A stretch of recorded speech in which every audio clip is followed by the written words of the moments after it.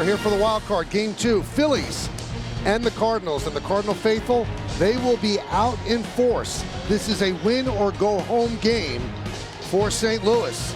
And it is time for baseball.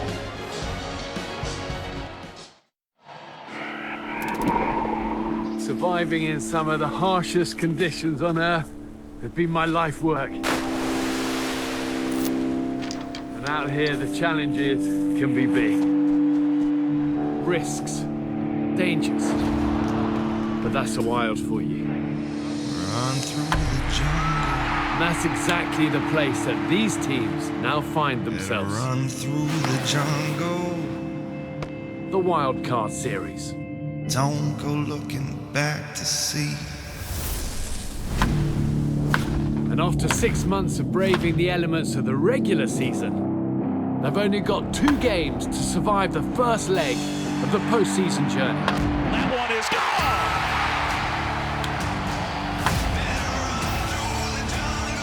They've got to weather each setback,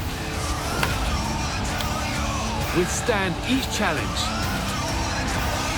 if they want to survive the Wild Card Series. The dream lives! Don't go looking back to see.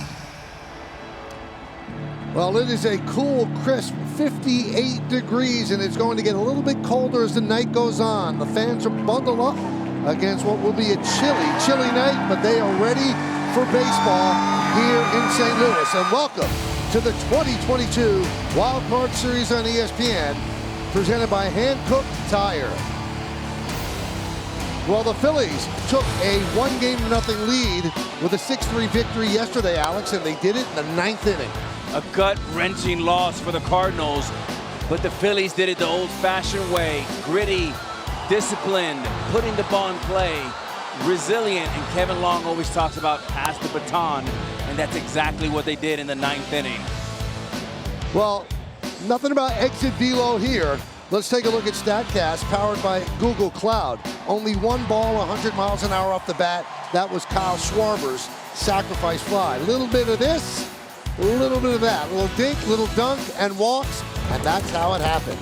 Well, that's Alex Rodriguez. I'm Michael Kay. Game 2 should be fun. The Phillies are sending their workhorse out, the veteran, Aaron Nola. They expect good things from him. He's a complete package. He has all 5 pitches. Signature pitch is the curveball. He's a strikeout guy, a swing and miss guy, and he does everything well, and the Phillies had the perfect guy on the mound to help them advance to the next round.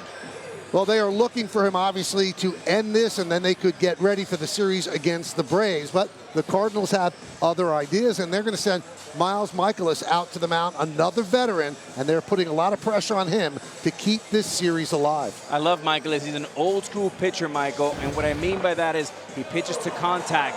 He has all 5 pitches. He's not going to overwhelm you with stuff, and early on, look for soft breaking balls. And with 2 strikes, 108 of his 155 strikeouts on the fastball late. Now, if you want pressure on that man, consider this. He's trying to keep the Cardinals season alive, and he's trying to keep the careers of Albert Pujols and Yadier Molina alive. They're retiring at the end of the year. Cardinals lose this game, it's golf time. It is golf time, and his adios season. Both these guys in the next 5 years, Michael, they'll have a statue outside this building, and both of them will be walking to Cooperstown, but they both want to have 1 more ring before their great career ends. Well, stay tuned. This should be great. The 2022 Wild Card Series on ESPN is presented by Hankook, evolutionized for e-fitment and electrified Hankook.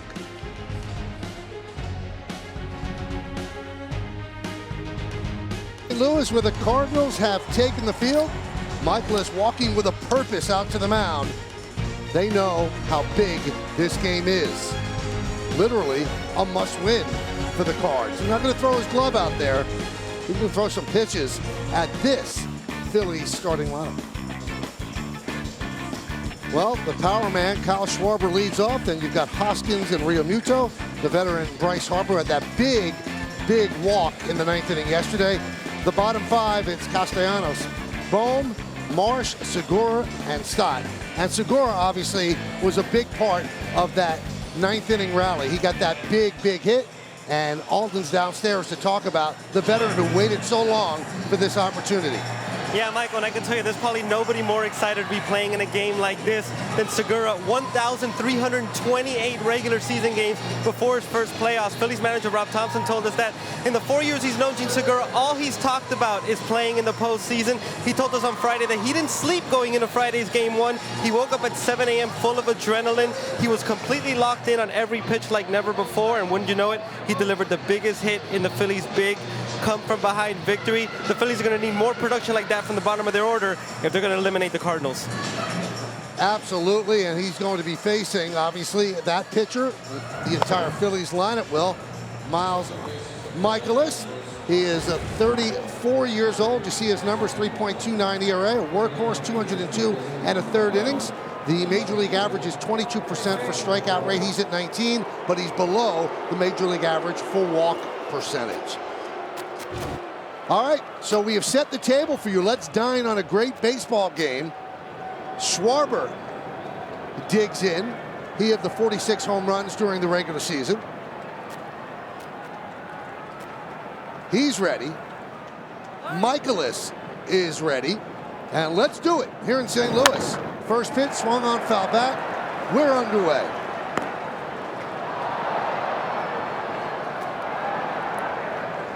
.46 homers and 94 runs batted in. Phillies 87 and 75. They're in the playoffs as a wild card. They won the first game yesterday, so they're up 1-0 in this best of 3. Check swing. Did he go? No, he did not, said the third base umpire Laz Diaz.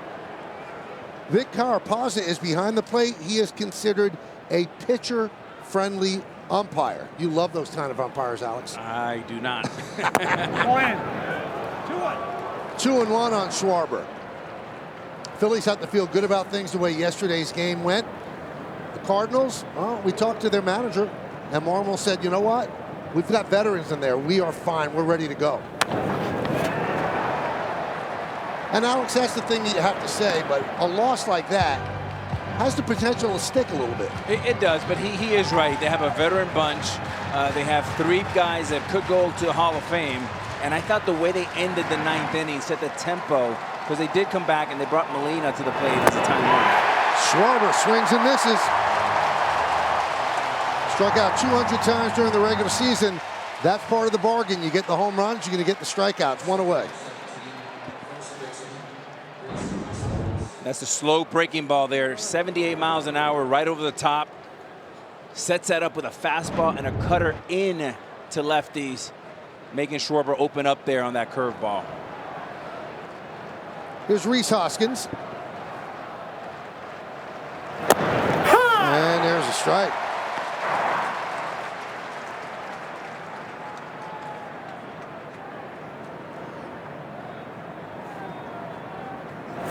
Michaelis is a much better pitcher here in St. Louis. 2.38 ERA at home, 4.10 on the road. 5-7 with a 2.51 ERA in 14 games following a Cardinal loss. A little bit high.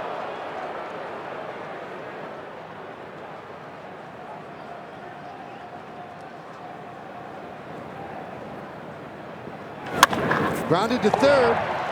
Arenado. That's 9 gold gloves over at third and 5 platinum gloves. That's how good he is. Brooks Robinson called him the best defensive third baseman of all time. Wow. Wow is right. And he makes plays look so easy. The soft hands, the great footwork, and the bazooka across the diamond. Well, he's probably going to win his 10th out of time with Ichiro to begin a career every single season winning a gold glove. Here's Real Muto. He started that 9th inning rally with a little dunking single to left center field, and things fell apart for the Cardinals. Now, Ryan Helsley, who was on the mound and had to leave because of the injured finger, he had tests done, all came back negative, but he's not available tonight, not because of the injury, because of all the pitches that he threw. And they might look to Giovanni Gallegos to close this game if they have a lead.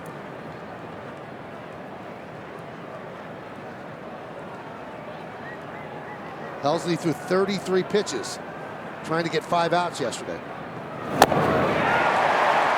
1-2 on Realmuto. You know, Michael, unconventional things happened in October. It was Wainwright who struck out in 06 when they won the title, struck out Carlos Beltran, and then again, I believe, in Game 5 for the World Series.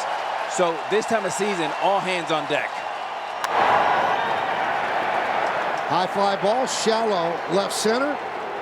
Nootbaar is there to put it away. Michaelis retires the Phillies in order. It's the Phillies nothing, and the St. Louis Cardinals coming to bat. Here at Busch Stadium, as the fans are trying to keep their Cardinals alive.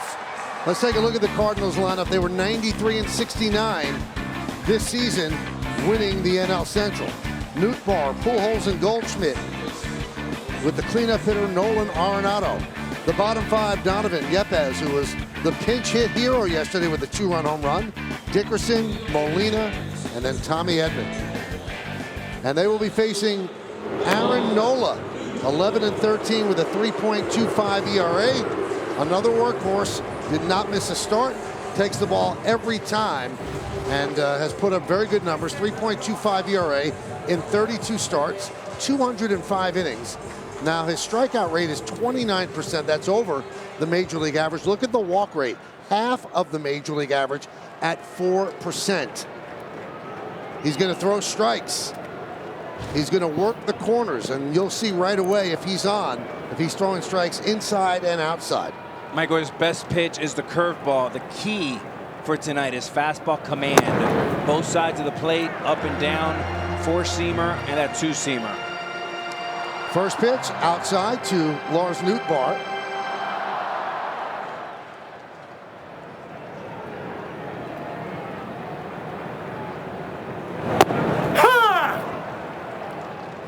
Nootbaar has become almost a cult favorite here in St. Louis. Had a rough first half. Second half, he really came on, grabbed the right field job, hit .323 after the All-Star break. Lined into center field. It is knocked down by Marsh. Keeps it in front of him. Nootbaar goes for two, and he'll make it.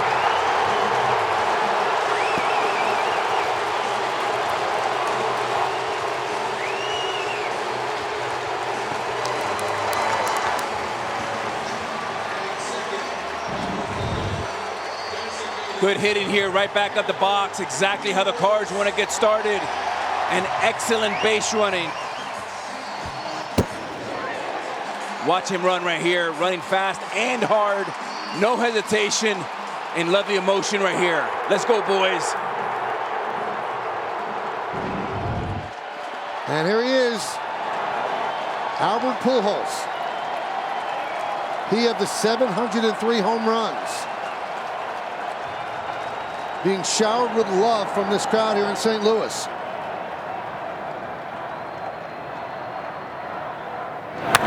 Foul back. He was 0 for 4 yesterday. Hit a ball very hard in the first inning that everyone thought had a chance to go out. And if not that, at least go for a double. But it was caught in center field. Michael, everyone we spoke to today said they thought Pujols was a double, Arenado's was a home run. 0 for 2 on those two because of the wind.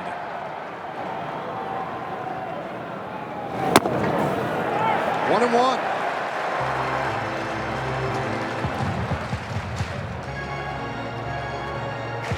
I'll tell you what an atmosphere, Michael. This place is ready to rock and roll today. Nootbaar leads off second. We're in the bottom of the first. Off speed, way out in front.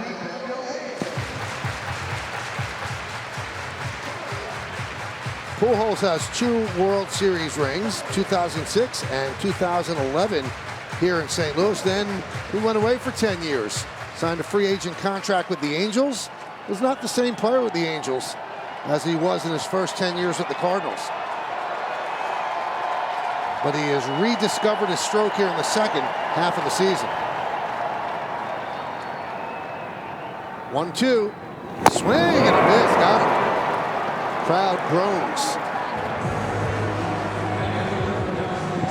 Michael, it wasn't the slider and it wasn't the curveball. It was the changeup. 87 miles an hour. A lethal pitch right on right. Well done by Nola.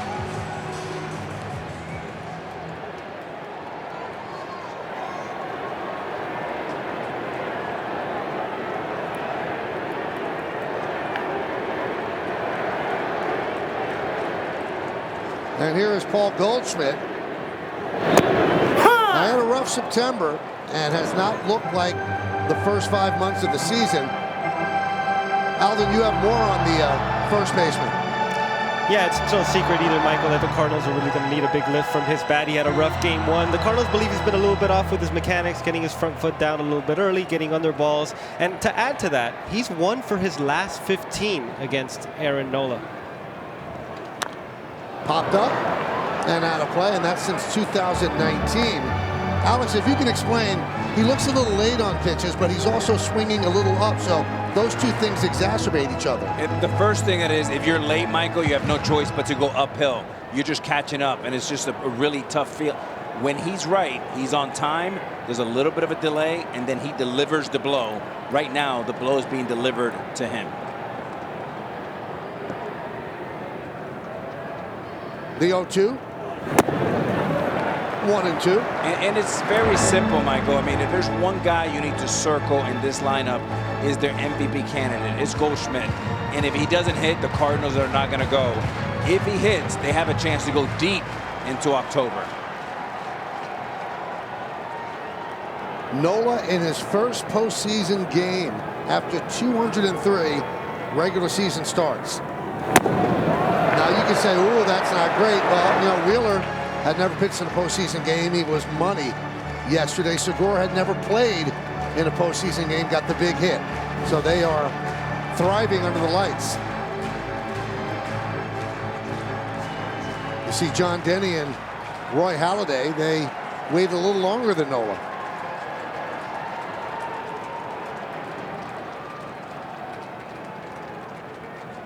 The 2-2. Strike three. Looking at the fastball. So, Michael, the previous pitch takes a breaking ball beautifully. Look at his body language. Watch his take. Boom. That tells you and Nola that he's looking breaking ball. And boom, fastball right down the middle. Great read, great execution by the pitcher and the catcher. So just because it was a good take, that's what he was looking for. Absolutely. So here is Arenado. Nootbaar still at second. He led off with a double. Phillies went down 1-2-3 in the first. There's a strike. I'll tell you, when you see Nolan, you see the first 10 or 12 pitches, you see a very confident pitcher, crisp with his fastball, not going for the edges, middle, 94, four-seamer. He's telling that offense, I'm ready to rock and roll. You better be too.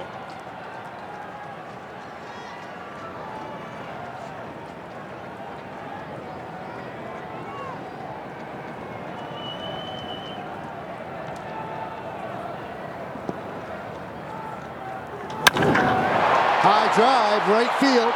Going back, Castellanos in front of the track. He makes the play as Arenado gave it a ride, but not far enough. The double by Nootbaar leading off the first, wasted. We go to the second inning. Nothing.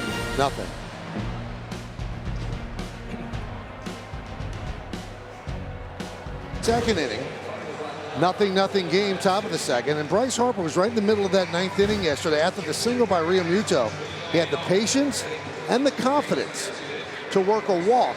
And Rob Thompson said that's what he's about. Just pass the baton. That's something their hitting coach also talks about a lot, Kevin Long. Absolutely. And most guys there, when you're the guy like Bryce Harper, you want to hit a two-run Jimmy Jack. What did he do? He laid off 2 or 3 very good pitches, passed the baton, and was a big part, a quiet part of that great ninth inning for the Phillies. Yeah, he could have elected to play hero ball. He did not, and was patient and took the walk. Oh. That one's driven deep to right field. There it goes. See ya. A long home run for Harper. It is 1-0 Phillies.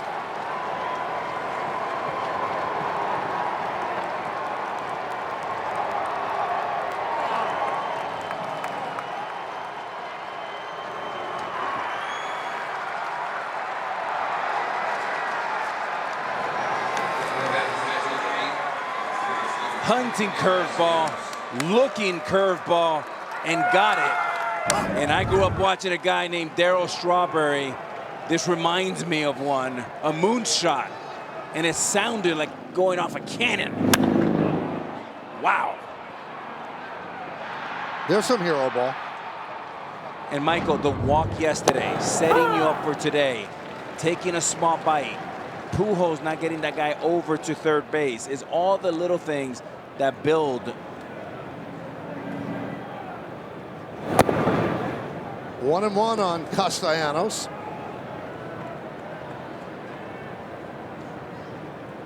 And I guarantee you about 3 or 4 hours ago, Michael, Kevin Long talking to Bryce Harper in the batting cage about approach. What are you looking for? Executed beautifully. Watch this here. Breaking ball, nice and slow, mid-70s. And it was like he was waiting for it, like a softball.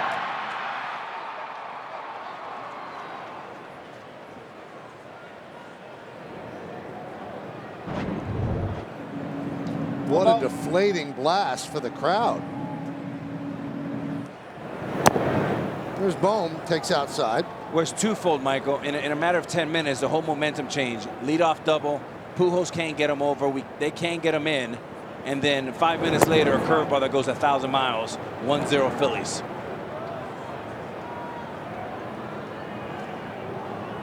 Remember, the Phillies didn't score yesterday until the 9th inning. So they get on the board here in the second with a long home run by their DH and cleanup hitter.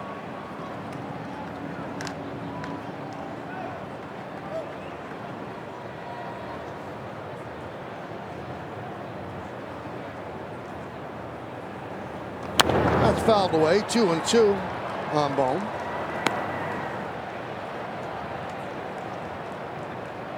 Crowd kind of stunned right now. After the 9th inning yesterday, bottom of the first, and now the top of the second, all of that conspiring to pull the plug on some of the electricity.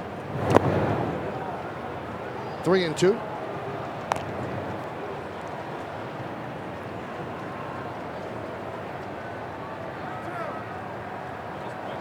Best way to take a crowd out of a game on the road, score first. All of a sudden they start to doubt. Absolutely. Hit sharply right at Donovan.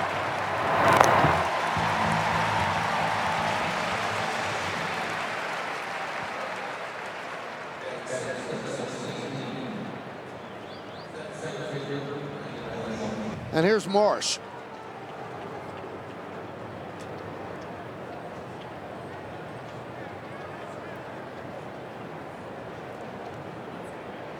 After coming over from the Angels, where he struggled, hitting .288 in 41 games with the Phils, .245 overall.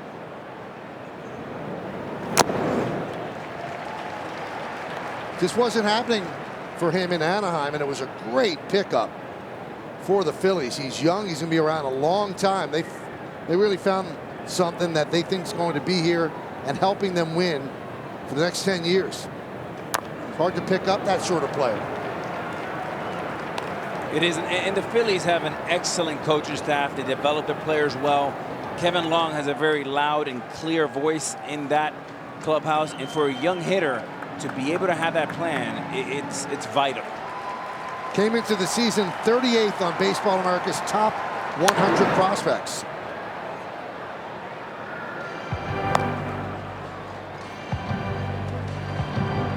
He's got some good sports DNA in his family. His sister Erin, a track and field star at Duke.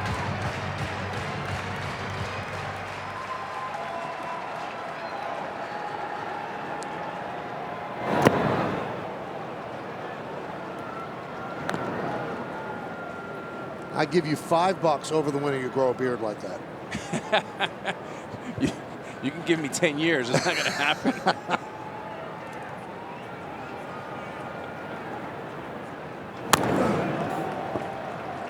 Still 1-2.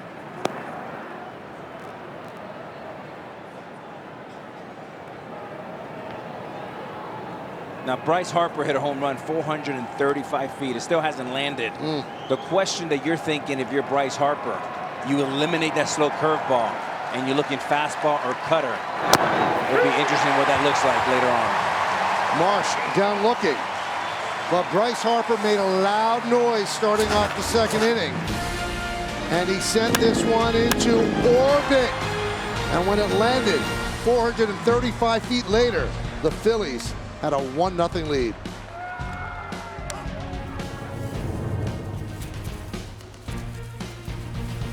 The MLB postseason continues with the Division Series, and that starts Tuesday. Fox and FS1 will have coverage of the National League, with the Dodgers and the Braves waiting for those wild card winners. And TBS will have the American League. The Astros and the Yankees await the American League wild card winners. We know both of those already. We know both of those already because the Mariners have won and the Guardians have won. So getting closer to knowing the field for the Division Series. What games today, Alex, huh? Unbelievable. 15 innings in Cleveland, a walk-off home run. And then Seattle's down 8-1, and they end up winning the game 10-9. So both of those series over in 2 games. Are the Seattle Mariners fans, are they ready for this? Have they been waiting enough, packing the stadium back in Seattle? It's amazing. It's going to be an amazing atmosphere against a really good Astros team. Ground ball, second base. Segura gets Donovan. 1 away.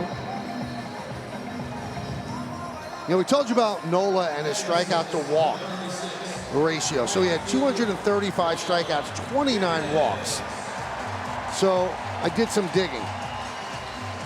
Only Jim Whitney of the 1884 Boston Beaneaters, they're now the Braves, had at least 230 or more strikeouts and 30 or fewer walks. He had 270 strikeouts, 27 walks. So, Alex, tell me what Jim Whitney threw when you faced him. I like when you do some digging, Michael. I mean, this is such a power game to have that kind of strikeout to walk ratio. That's a bonus, man. Very impressive. 0-1 on Yepez, who hit that pinch hit 2-run home run yesterday. Looked like it was going to be the game until the 9th inning showed up. And that's why the major leagues is so hard, Michael. First pitch cutter, 95. He jumped him. Today, Nola's been watching first two pitches, slow breaking balls, 2 swings and misses.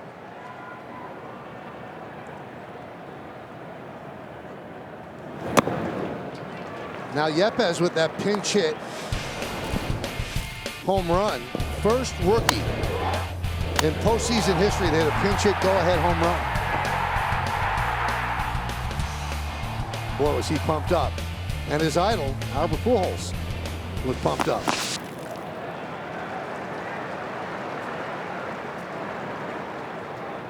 So Yepez's childhood hero, Pujols, has taken him under his wing and really nurtured him this whole year. Pretty special for Yepez. Such a treat and competitive advantage to have a mentor like Pujols. I had that, Michael, with Edgar Martinez, and it was incredible the way you can expedite your learning curve by having a guy with such experience that wants to give back, that wants to help and pay it forward. And that's exactly who Albert Pujols is as well.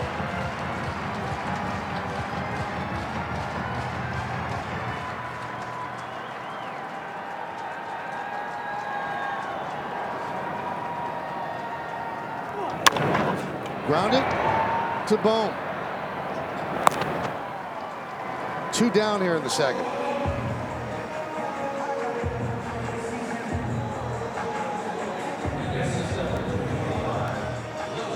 So the leadoff double since then, 5 in a row retired by Nola.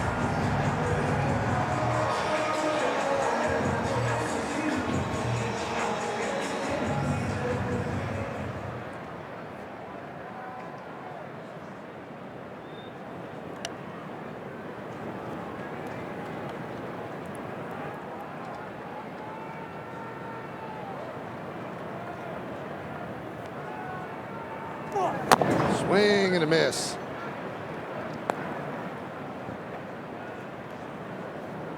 I'll tell you, Wheeler and Nola have been as good as advertised.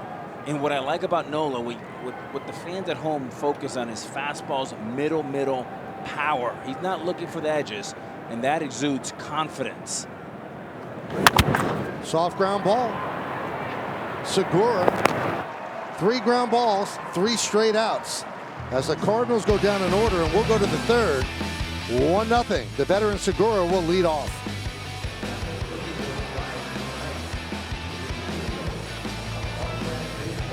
Alden now, he's with Phillies manager Rob Thompson. Thanks, Michael. Rob and Bryce Harper had been fighting himself a little bit since coming back from that thumb injury late in the year. How big was it for you to see that big home run in a big spot? It's huge. You know, first pitch, little hanging breaking ball, and he was all over it. And it's good to see. It really is. What are you seeing from Aaron Nola so far? What do you like? He's attacking the zone. He's got good stuff. Velocity's up a little bit. You know, typical Aaron Nola fashion. Leadoff double, and he battled out of it, and got a couple strikeouts and flyouts. So we're in good shape so far. Rob, thanks so much, guys. Thank you, Alden, and Rob as well. Rob's having a great time, finally getting his chance to manage at the age of 59 and doing an outstanding job. Quickly 0-2 on Segura. So he had played 1,328 games before appearing in a postseason game. He made the most of it, and this is what he did to make the most of it. Yeah, breaking ball about 9 inches off the plate, just peppers the ball. And again, an entire inning of just a little bit of this, like you said, Michael, and a little bit of that. But the ability to put the ball in play in October, right there, just fighting. Popped up, Goldschmidt makes the play. 1 down.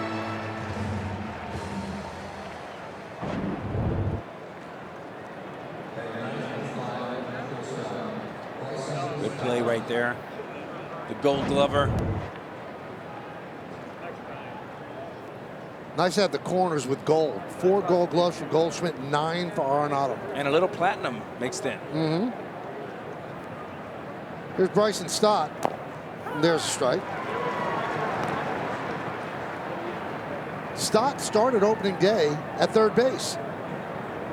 But they released D.D. Gregorius in early August, and they moved Stott to shortstop, and that's where he's been. First big league season. Made his major league debut on April 8th.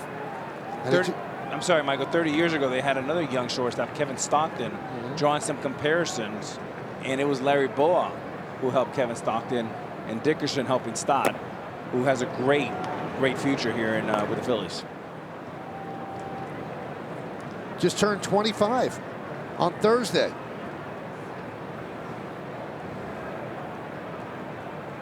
One-two. Fouled away. Now I've got one for you, Alex. You're going to like this. So, Michaelis, his nickname is the Lizard King. Okay. You know why? No. Well, he played in the Arizona Fall League in 2011, and he ate a lizard on a bet. Wow. Okay. Total package. Total package. Thank goodness he needed a frog.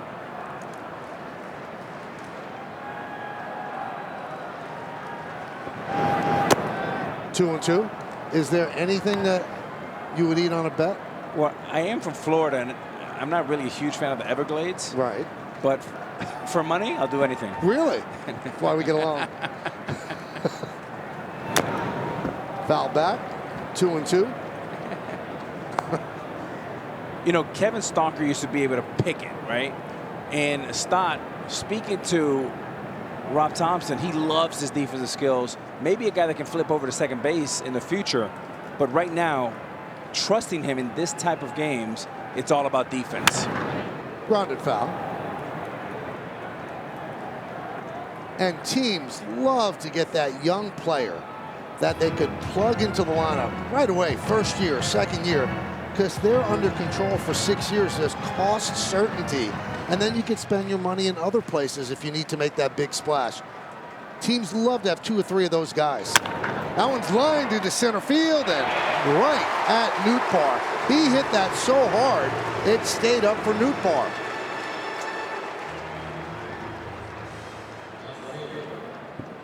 I mean, that's not a base hit, but you got to go and you see him running into the dugout. He's going to get some high five. 25 years old. That's even better than a hit sometimes. Maybe not better, but 9-pitch at bat. Look at this. People are going to say, way to go, attaboy. Build on that. Now back to the top of the order is Schwarber, who struck out in the first inning to open the game. And there's a strike from Michaelis. 9 out of 10 first pitch strikes for the veteran right-hander. Line drive, right at Arenado. So Michaelis retires the Phillies in order, 1-2-3. Who's leading out the bottom of the third? The veteran, Yadier Molina.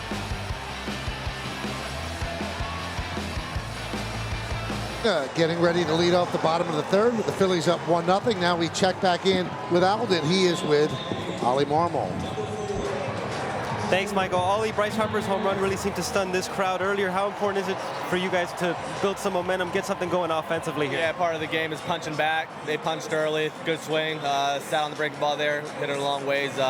These guys are resilient. They'll punch back here in a minute. You said before the game, all hands on deck. What are you thinking about Miles Michaelis and how long you're going to go? How long his leash is with him? Yeah, Miles is doing a nice job. He's navigating that lineup well. That's homer by Harper there, but we'll keep an eye on it. And like I said, all hands on deck, but he's looking good right now. Ollie, thanks. Guys, back to you. All right, thank you, guys. First pitch ball to Molina, 1-0. Molina struck out to end the game yesterday. He was a tying run at the plate in a 6-3 game. 1-1. 40 years old, 19th big league season. And he said he's thrilled that he's played every single year in St. Louis, a place that he calls baseball heaven. Line drive, caught by Bohm.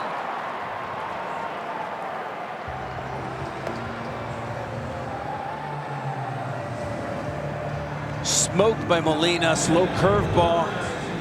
And Bohm, another fine defensive play. Yesterday made some incredible plays and has come a long ways defensively. A lot of hard work. Well, 13 errors and -17 defensive runs saved, but he's been so much better of late. And Alden, he didn't get there by accident. He's been working hard at this. He really has. He's been coming out early for months now and really taking accountability for not being a good defender early on. Had that incident where he had 3 errors in 2 innings. Said it's my fault, I got it, and really looking like he's turned the corner. What's he been doing, Alden? Been working really hard with the really esteemed infield coach on the Phillies, Bobby Dickerson. Actually, Bobby Dickerson really challenged him the next day. After he got booed in Philadelphia, he told him, look, there's a lot of guys who could get ground balls and be good defenders at 1 o'clock. Not a lot of guys can handle the pressures of games, and we got to find out if you're able to. He told me before the game, Bobby Dickerson told me that at that point, Alec Bohm hit rock bottom. He was pressing and pressing and pressing, but he gave him so much credit for all the work he did. He told me, right now, I trust Alec Bohm as much as I do anybody else defensively on this team. Absolutely. He's made some nice plays yesterday and quickly moved to his backhand to grab that one as well. 1-2 count on Edman. Well, the game against the Mets that we're talking about was in April. He made 3 errors against the Mets in 1 game. Then he fielded a ground ball cleanly, and he got derisive cheers from the crowd at Citizens Bank. And coming off the field at the end of the inning, after that happened, you could read his lips. He was telling Didi Gregorius, I hate this place.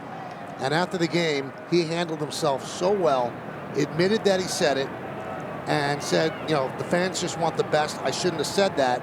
The next day, he led off and got a huge ovation from the crowd. And that's kind of turned his season around. Philly fans kind of put their arms out and gave him a big collective hug. And you know what? It's paid off. If Philly, you know, Philadelphia, much like New York, they're a stand-up city, very smart crowd.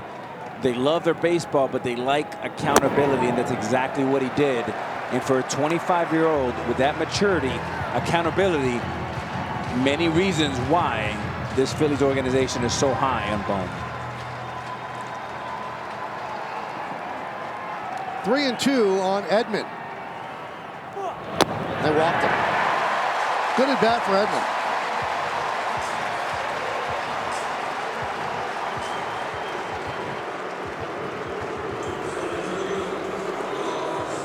Now those are not boos you hear. They say new when Lars Nootbaar comes up to the plate. Now, you just saw something that you don't see very often. A walk. An Aaron Nola walk. Now, here's what I would be doing. If I'm the first base coach over there, I would go first move and try to steal second base and get something going. After a walk, he's thinking, let me get strike one. Good time to go right now. And he's thinking that as well as he fires to Hoskins. On the season, Edman 32 of 35. That's good for almost 92%.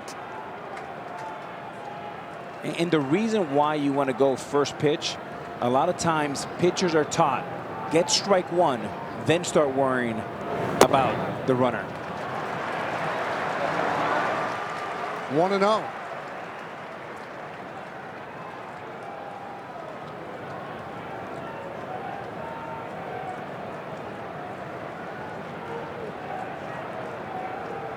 Harper's home run, 1-0. Phillies now bottom of the third. And a strike. Dropped a nice curveball in there. And Michael, look how slow he is and how deliberate. This is about 1.5 to the plate. Anything above 1.3, you're good to go. And with a guy like Edman with his speed, he should make it easily, even though Realmuto throws really well. You're running off the pitcher, not the catcher. And when you look at how successful Realmuto has been controlling the running game, a lot of the Philly pitchers are slow to the plate. But Realmuto is so quick pop time, good throw to second, but 1.56, that's slow. Yeah, and you can be a below average runner and still make it if you get a good jump. Well, that's why they're paying so much attention to him. They know these numbers.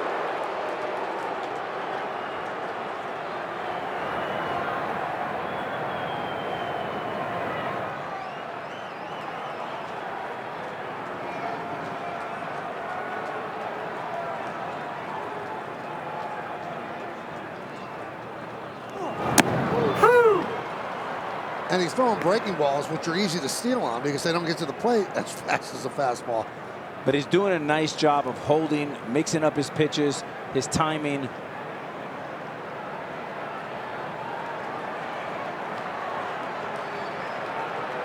Three infielders on the right side.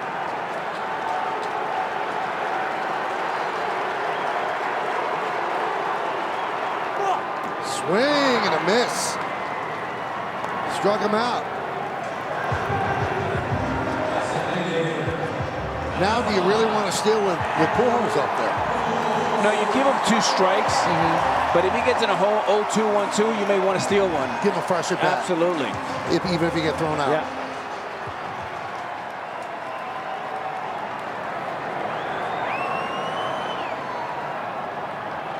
Pujols struck out in the first inning. And maybe Albert picks a pitch here where he looks for a slow breaking ball and tries to hammer it, just like Bryce Harper.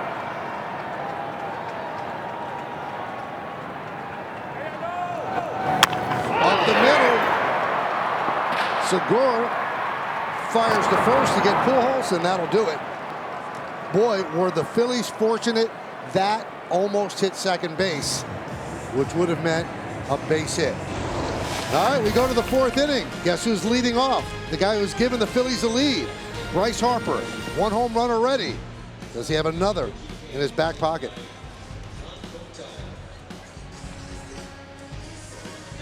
Fourth inning, Rhys Hoskins leads off. It'll be 2, 3, and 4 in the Phillies order against Michaelis, and the first one is a strike. Hoskins with a ground ball to third in the first.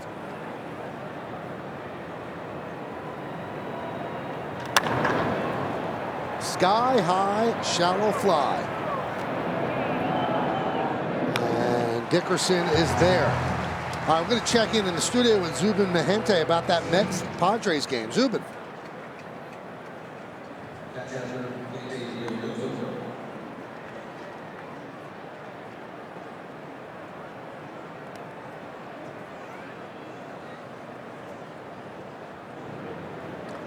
Thank you, Zubin. Keep a close eye on that one. The other two games were brilliant. A lot of excitement with the Guardians and the Mariners moving on. Here's Real Muto. There's a strike. Real Muto did something this year that only one other catcher in the history of baseball has done. 2020. At least 20 home runs and 20 stolen bases. He had 22 homers and 21 stolen bases. Only Pudge Rodriguez with the Texas Rangers in 1999 did it. He had 35 homers and he had 25 stolen bases. And he's the total package, a great leader, very sought after free agent before coming here. And yesterday for a 1 o'clock game, Michael, he was here at 7:30 in the morning reviewing videos, going over every pitch, every batter. And that's the kind of leader that pitchers love to throw to. And that's why he's revered in that Phillies clubhouse.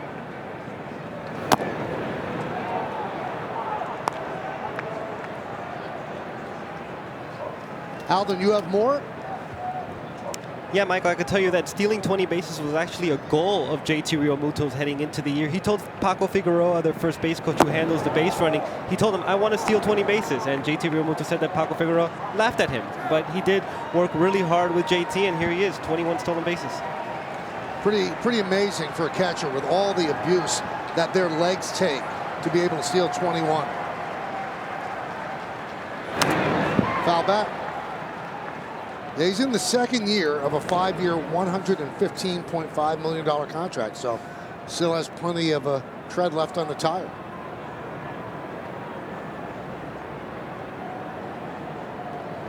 Six pitches so far in the sequence. Kind of throwing him the kitchen sink. And Real Muto works a walk. So that puts a runner on for Harper. You want to see what Harper did in the second, Alex? Are you ready for this? I do. All right.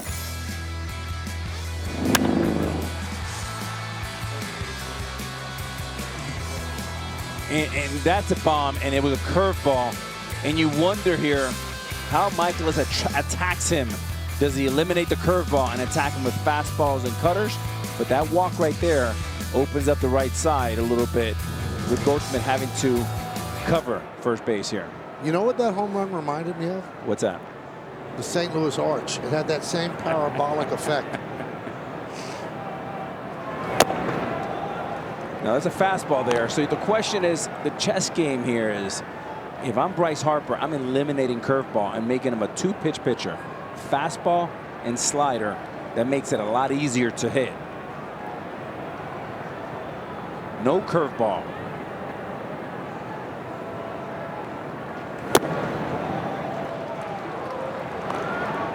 2-0 on Harper. It's hard to hit in the major leagues, but if you can take away and eliminate the pitcher's best tool, the best arrow in his quiver, it makes it a lot easier. And when you're as talented as Bryce Harper, fastball, slider. There's a strike.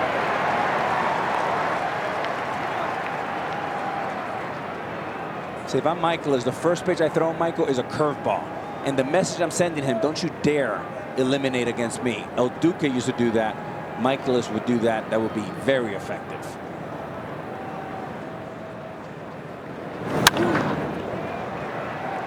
Two and two.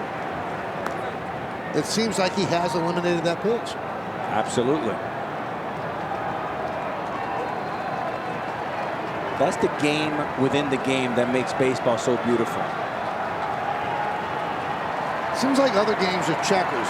Baseball is chess. 100%.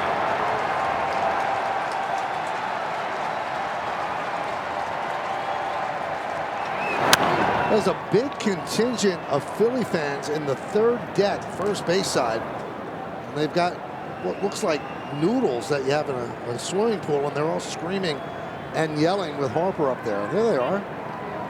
They're making a lot of noise. See some Cardinal fans in there too.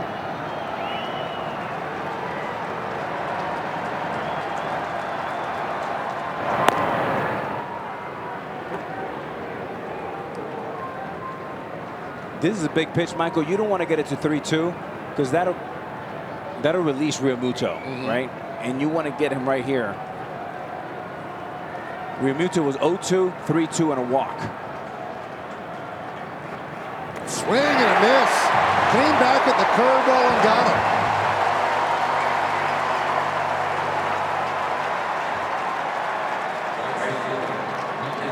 And this is great pitching. Molina, Michaelis, putting it away and then bringing it back.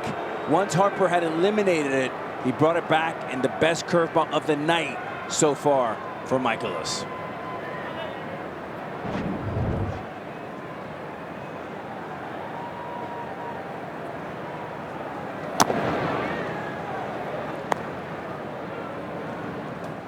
Come on, Nick. 1-0 on Castellanos, so a home run and a strikeout. Complete different ends of the spectrum for Harper. Realmuto at first with 2 outs. Ties up Castellanos in a check swing.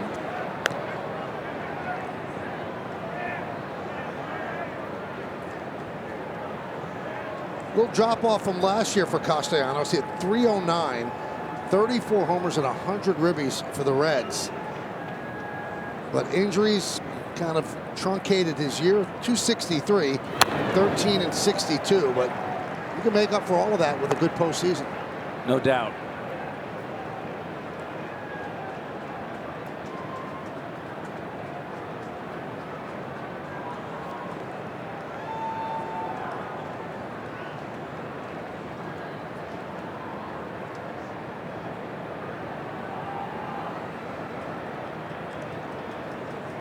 The 2-1, 3-1.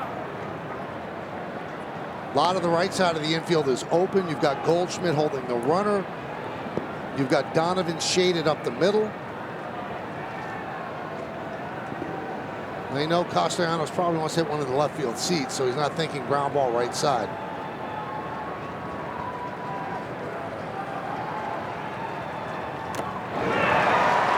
Three and two.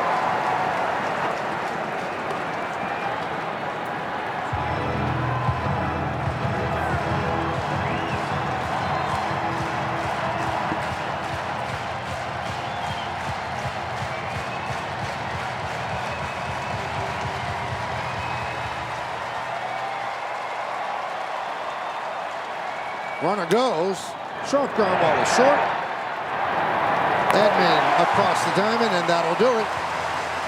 And Michaelis puts up another scoreless inning. We'll go to the bottom of the 4th.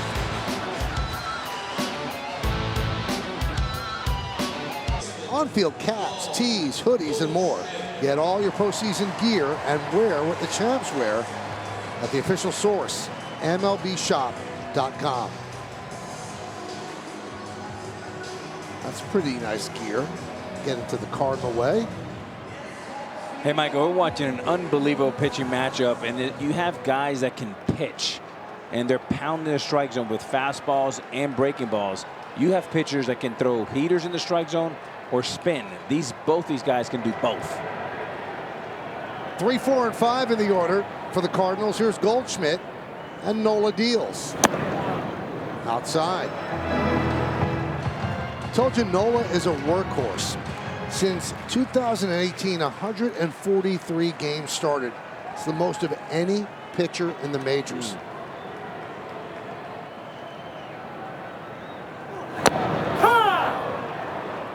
You know, baseball's so advanced in the way it thinks and plans now, and Nola in recent years has really tired in September. He's been a different pitcher.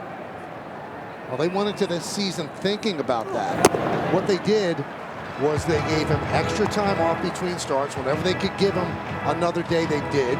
They gave him a real long stretch before the All-Star break. Then he was the last pitcher used after the All-Star break, and he had a really good September. And really smart. And Rob Thompson told us that they went like 5 Mondays where they were off and they use that as using 5 days rest instead of 4. And both the Phillies management with Wheeler and Nola have had a beautiful plan, and so far paying dividends.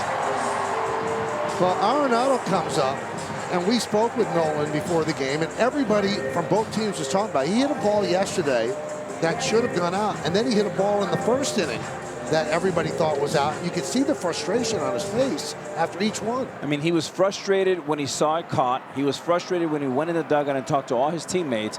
And he was still frustrated, was catching our balls, and came over and said, "Can you believe this? I thought that was gone." And I'll tell you what, Michael, he thought the one to right center could have been a double or a home run. And that's very deflating for him, for the team, and for this home crowd. Now, I asked him today, did the wind knock down the ball yesterday? And he just looked and he wasn't complaining. He said, this is just a really, really hard ballpark to hit home runs. He did, and he said, he talked about it was a perfect trajectory. It went off like a 3-iron, and it just died. Line drive. Oh, what a play by Bohm. Outstanding play by the Philly third baseman. He gave Arenado a little of his own medicine. What a play. And the 5-time platinum winner hit it, and Bohm has been playing like a gold glove third baseman. Signs a little bit of Mike Schmidt and Scott Rowland. And Arenado just shakes his head. Now Nolan knows how everybody feels with him at third. There's a strike. I mean, what a pick-me-up. Think about that. That's a double with 1 out. Now it's 2 outs, nobody on. What a swing and emotion.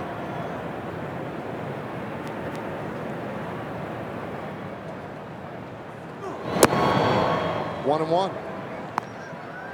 And Arenado must be saying, like, what do I have to do? I have home run, 2 doubles, and I have 0 to show for it. And you start talking to yourself, Michael, you're okay. And this is where your confidence can be hurt. And this is where you have to be press delete and just keep on going. Stay in the moment. Long run. Let's see who's going to get there. No one. Falls between 3. Stott, Bohm, and Schwarber.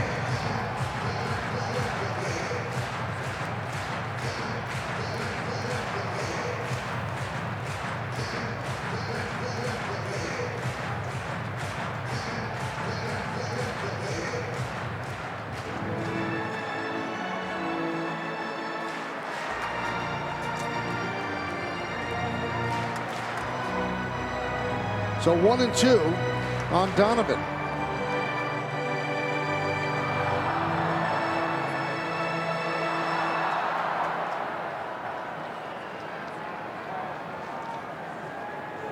And the pitch. Foul back. And Michael, this is the challenge in a short series. The pressure starts mounting, and you knew the Phillies have a great 1-2 punch with Wheeler and Nola. But you have 1 hit between Pujols, Goldschmidt, and Arenado, and now you have maybe 1 or 2 at-bats left in the year, and now you start talking to yourself.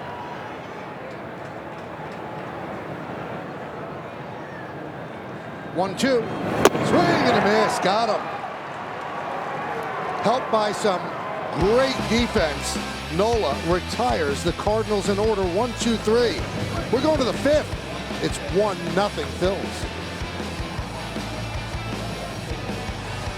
For the crowd that says, well, when you depend on home runs to win, you can win in the postseason. Before today's games, all the games yesterday, 68% of the runs, Alex, came via the home run. 68%. And that obviously includes the 6 runs scored in the 9th inning without a home run. So you can still win postseason games with home runs. They're just not as predictable, and the better the pitching gets, the harder it is to hit home runs. Now you have Bryce Harper, who hit that ball 435 feet. And he thought he had 2 home runs in 2 days, but it hasn't happened. There's a strike. You know, the thought process with the home run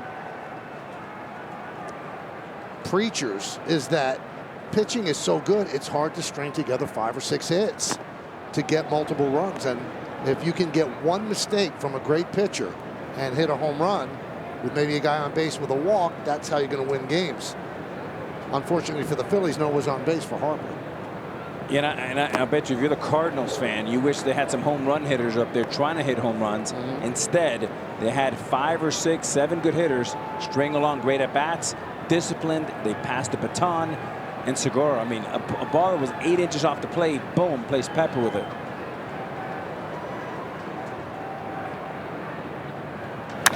That one is ripped into left center field. Long run for Nootbaar. He's not going to get there. It'll go to the wall. And Bohm is having himself a game as he picks up a double. Hey, Bowman!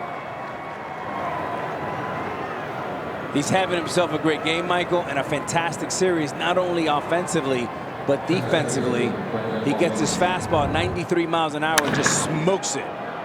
And a lot of time, a young hitter can get a lot of confidence through his defense, and that's exactly what he's doing. He's taking his great defense and getting that confidence into the batter's box. Well done for Bohm. So leadoff double against Michaelis. And I love the bunt here, Michael. Well, you've got Arenado is on the grass. It's a drag bunt. It's a good bunt. And what a play by Michaelis. Oh, the pitcher made an outstanding play to get Marsh as the runner moves to third. And a great play for Michaelis, and an even better play by Goldschmidt because he threw a dart right at his ankle. And the 4-time Gold Glove. Watch this. The bare hand and then the dart. And a really nice reaction there. Great defense there by the Cardinals all the way around. 94 Gold Gloves in this rich tradition of the St. Louis Cardinals. Wow. Falling forward and firing a dart, as Alex said, and Goldschmidt picked it. So now a runner at third, and Segura, who puts bat on ball, is going to come up to the plate, and they're going to talk about it on the mound. And Jordan Montgomery is warming for the Cardinals. Mike Maddox having a talk with Michaelis. And Michael, this is the part of the game that you start circling every out. And you can make a point that this is the most important part of the game. If this run scores, it could be the nail in the coffin. If it doesn't score, it can create momentum for the Cardinals to come back. Now, we saw yesterday, Rob Thompson and the Phillies played around with a safety squeeze. Segura handles the bat very well. The Cardinals bring the infield in. And this looks like a game from 1985, straight up as it gets. No shift, no nothing. Inside.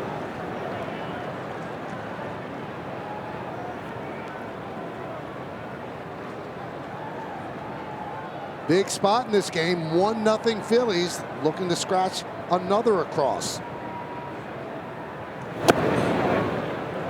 2-0. And because contact is king in October, I wouldn't be surprised if Michaelis pitches a little bit around this guy, because the last thing you need is hard contact and make it 2-0. Runner on third, 1 man out, infield in. He gets plumped. And now you have Montgomery ready, and you have 2 lefties coming back to back.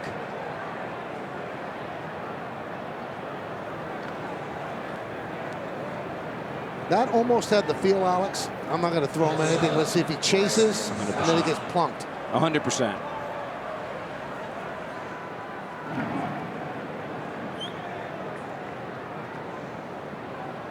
So now here's Stott. Infield still in.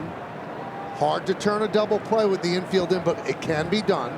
They want to make sure that runner at third doesn't score. Michael, I do not like the infield in right here. You would move back. I would put the corners in and halfway up the middle. If it's soft, we come home. If it's hard, turn the double play. You still have to trust your offense. You can't go into panic mode here. And they heard you, because that's exactly. Now they're bringing him in again. And they're going to bring in Montgomery. That's my guess. It seems to be that. Looks like they're delaying. Now remember, you're bringing in a guy who's used to being a starter. That's right. In a high pressure leverage situation.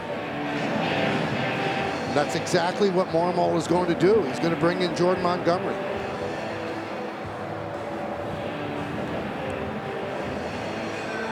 Well, this is win or go home for the Cardinals. They have to pull out all stops. So that's going to be it for Michaelis, who pitched well, hands the ball to his 36-year-old manager, and Marmol will now call on Montgomery. St. Louis fans give Michaelis a nice hand. Montgomery enters, and boy, is he entering quite a situation. First and third, one out. Phillies lead 1-0. We're in the fifth.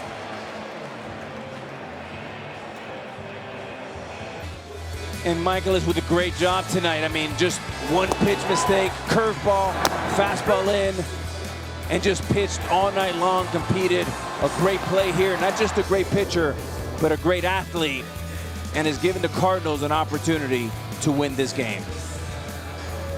Well, those are the numbers at this point. He is responsible for the runners on first and third, and he has turned it over to Jordan Montgomery. Montgomery came over in a surprising trade with the New York Yankees. Started off great, 5-0 with a 1.45. Then last 4 starts, 1-3, 6.64. That's why he's not starting one of these games. He's working out of the bullpen. Cardinals traded their brilliant defensive center fielder Harrison Bader to get Montgomery. And now Montgomery comes in a huge spot. And I really like this move by the Cardinals. And if you're the Cardinals and you're the Cardinals fan right now, you're hoping, all right, we'll give 1 run. Give me 3 or 4 innings from Montgomery, and let's score at 4 or 5 and win this game 5-2.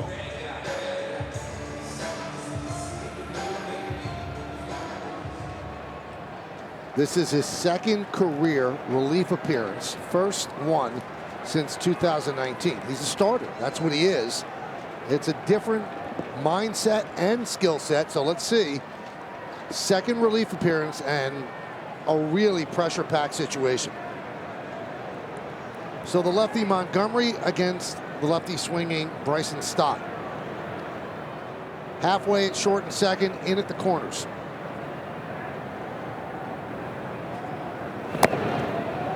1-0. And Michael, if you look at the infield right now, I would back the shortstop and the second base about 5 feet and play real double play depth, and Arenado at third base another 5 feet back.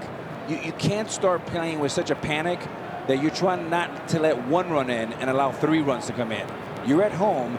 You got to score 3 or 4 runs. Do not panic. 2-0.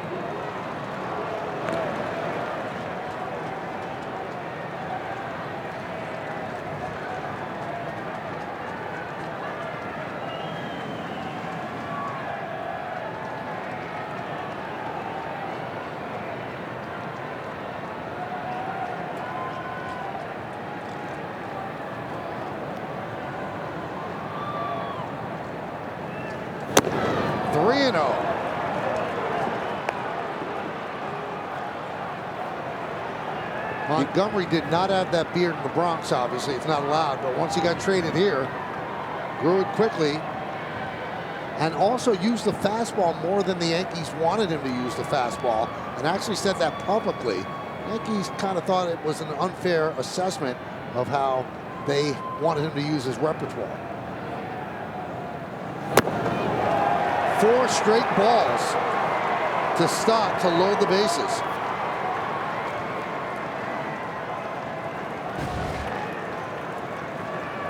Well, here is the pitch usage. He used a 4-seamer 9% of the time with the Yankees, 31% with the Cardinals. His 2-seam usage went down with the Cardinals. Everything else about the same. So the 4-seam fastball was a lot. And Aaron Boone, the Yankee manager, said, you know, the American League East is a lot different than the National League Central. You can't just keep pumping 4-seam fastballs. But let me translate that for the fans. St. Louis is basically telling you, trust your fastball. We believe in you. And if that's how he understands it, advantage Montgomery in that case. So here's Schwarber, bases loaded. 5 in a row out of the zone from Montgomery.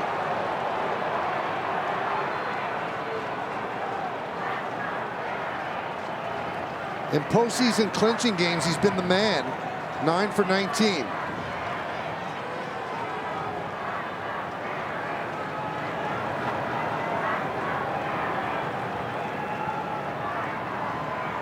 The 1-0. Now how about this number, though? When he threw his four-seamer with the Yankees this year, batters hit 357 against him. Wow. And in his career, they hit 304. But maybe, as you said, it comes down to confidence. Bases loaded, infield back, looking for the double play. A 1-1 count on Schwarber.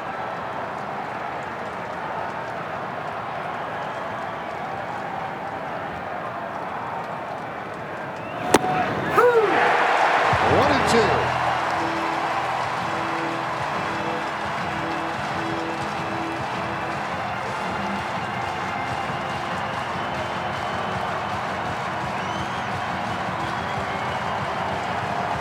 You know, early in the count, you would trade a fly ball for a run. Now with 2 strikes, you bounce a couple and go for the punch out. 1-2. There it was, didn't go for it. 2-2.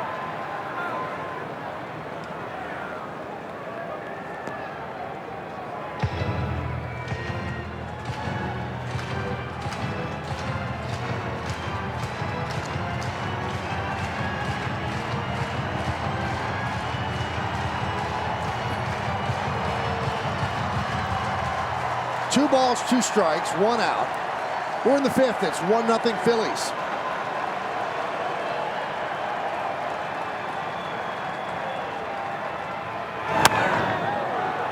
Fly ball right field. Yepez is there. He makes the catch. Tagging Bohm. The throw will go to 3rd. He'll make it. Going into 2nd is Stott. It's a sac fly for Schwarber, and it's 2-0 Phillies. And that's a mistake there by Yepez. Lack of experience there.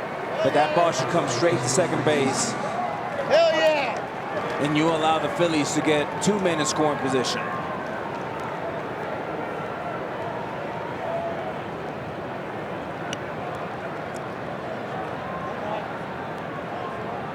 Schwarber passing some knowledge along to Real Muto. We spoke about this in yesterday's game. Good teams do that.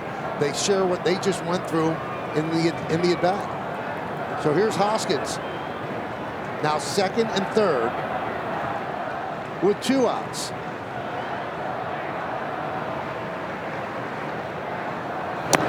And a strike from Montgomery.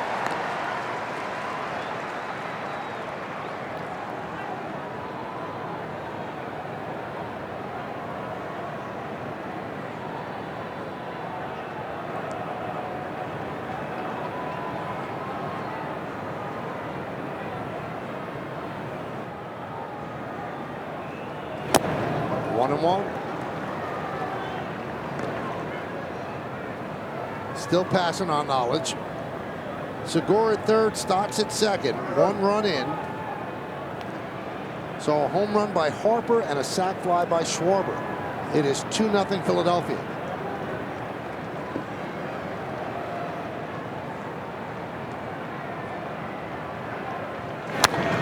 Foul back, 1-2.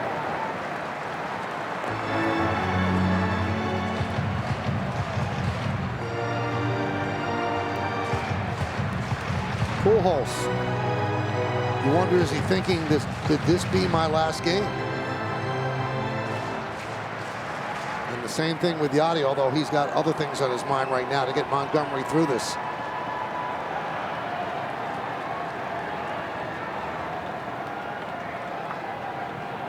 One, 2. 2-2. There was the four-seamer. 95 miles an hour. And if you're Montgomery and you can get the Cards back in the dugout to play a little offense, 2-0, you feel pretty good about yourself if you're the Cards.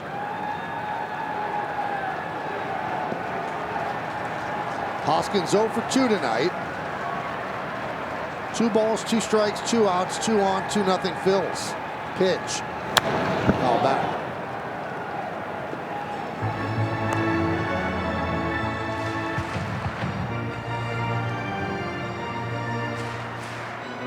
Phillies 2 runs on 2 hits, 1 error. The Cardinals have just 1 hit in 4 innings against Aaron Nola.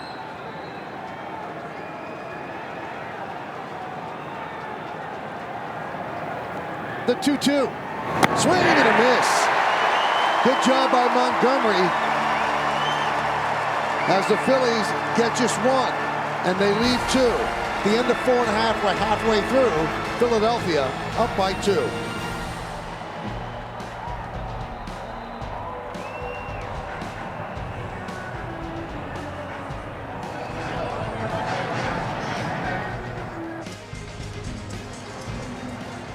We are at Busch Stadium in St. Louis in a winner-go-home game for the Cardinals. Phillies have a little breathing room. They're up 1-0 in the best of 3, and they lead 2-0 as we go to the bottom of the 5th. And Yepez will lead off against Nola.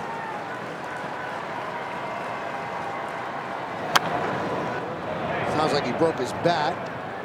Doesn't look like he's going to get another one, so he didn't. Just right in on his hands.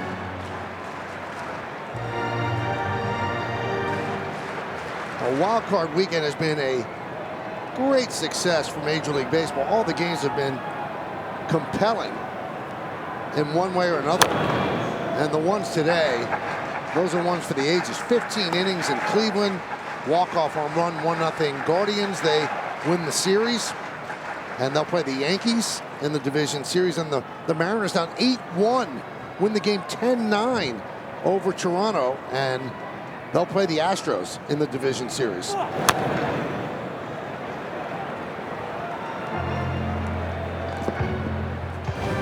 Well, not a lot of offense in the Rays-Guardian game. 94 at-bats, 11 hits, 39 strikeouts, and 1 run. And the 1 run was a home run to end it. And that's the problem. When you depend solely on the home runs, there's a lot of empty calories. That's a base hit, left field. Second hit for the Cardinals. Yepez's leadoff single. So far, Nola's done a great job. Yeah, and he's put a masterclass, and he's shown really a lot of conviction and confidence by pounding the strike zone with 4-seam fastballs.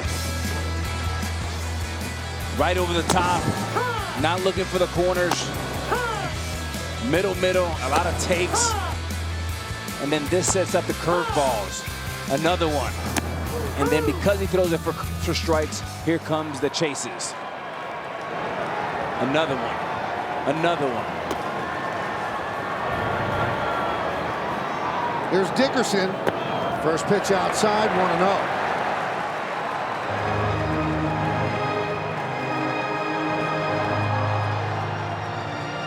The hits are even at 2 apiece. Phillies lead 2-0, bottom of the 5th.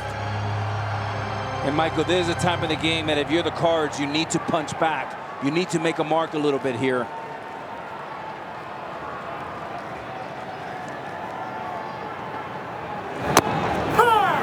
One and one.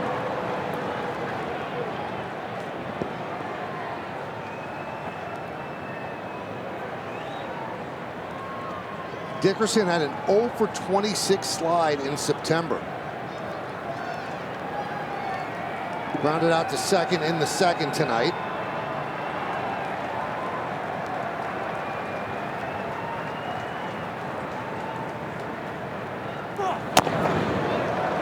Tried to go up and in under the hands, didn't get the call. 2-1.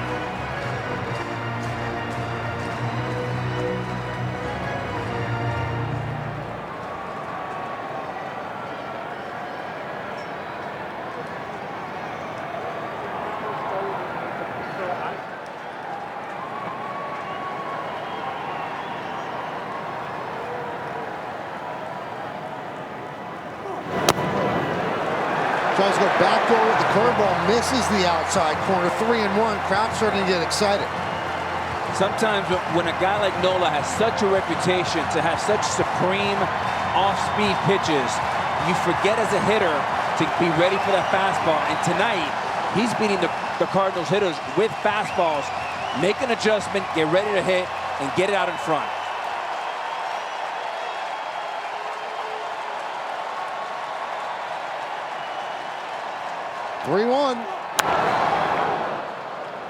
One with the fastball. And just late. I mean, there's no reason why 3-1. too big of a swing with a fastball you want to put in play. Reggie Jackson used to say, don't leave that one in the net. Put that one in play. Too big right there, Michael. You see that? That's the driver. Bring out the 7-iron and just clip it.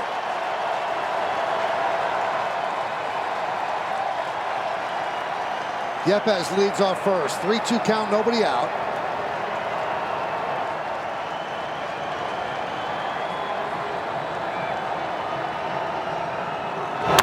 Ground ball to third. There's one. On to first, not in time. A great scoop by Hoskins. Saved a base, so one away.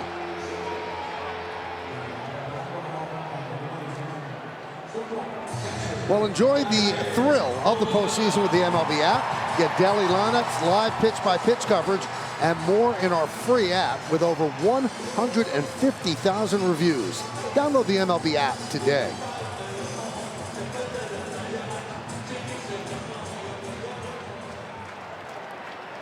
So 1 on, 1 out, and that brings up Yadi Molina. Lined out sharply to Bohm in the third.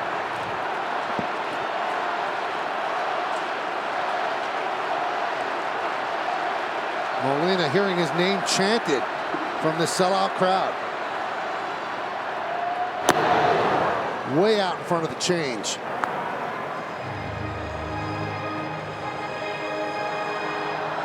Rio Muto and Nola seem like they're in a rhythm. They are at least a little ahead of the Cardinal batters. They are, and you're talking about a red-hot pitcher, Nola, and he's got 14 or 15 scoreless innings, and he's a pitcher with a lot of confidence.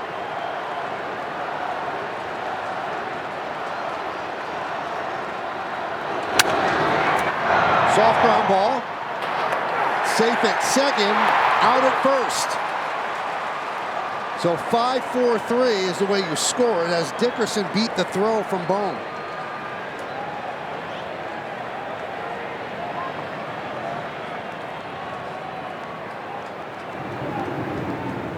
So we've seen it a couple of times in this series, Alex. The fact that Pujols and Molina simply can't run, it's really given the Phillies defense time to take a breath. Yeah, and another nice play here by Bohm on the run. A strike, worth a shot at second. And Segura takes his time and throws a strike to first base. But you're right, Michael.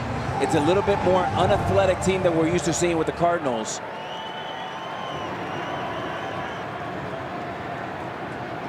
So here's Tommy Edman now with a runner on second and 2 outs. We're in the bottom of the 5th. It's 2-0 Phillies.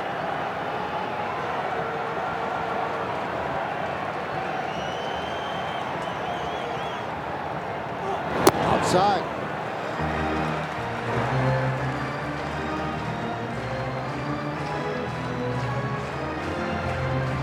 And what a huge, huge hit this would be for the Cardinals. Cut this lead in half and get this crowd back in the game.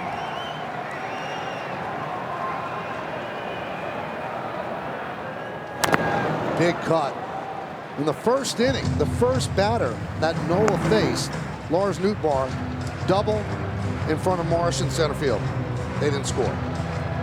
A walk with 1 out in the 3rd inning. A rare walk by Nola. They didn't score. Now a leadoff single here in the 5th. Will they be able to score? Again, be disappointed, and the crowd again have the plug pulled.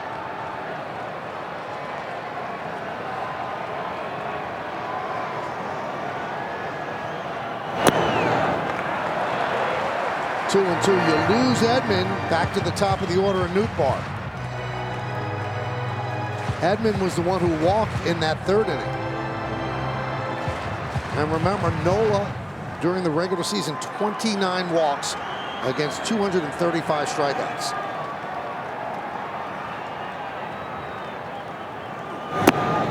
Two and two. And that's why, obviously not with Pujols, Michael, but in the first inning you get that leadoff double. I love the bunt, because then you force them to bring the infield in and you put the pressure on them and not on you to have a 2-out hit.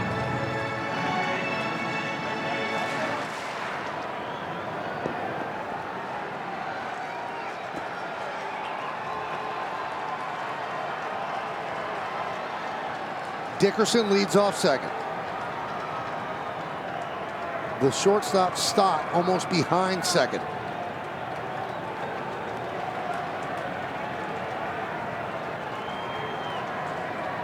Pitch count in pretty good shape for Nola, just 67 pitches. 2 balls, 2 strikes, 2 outs, runner on second, 2-0 Phillies. Late on that one, fouled it away. Jordan Montgomery got out of the top of the 5th, allowing just that 1 run on the sac fly. He's staying ready, walking back and forth in the dugout to stay loose.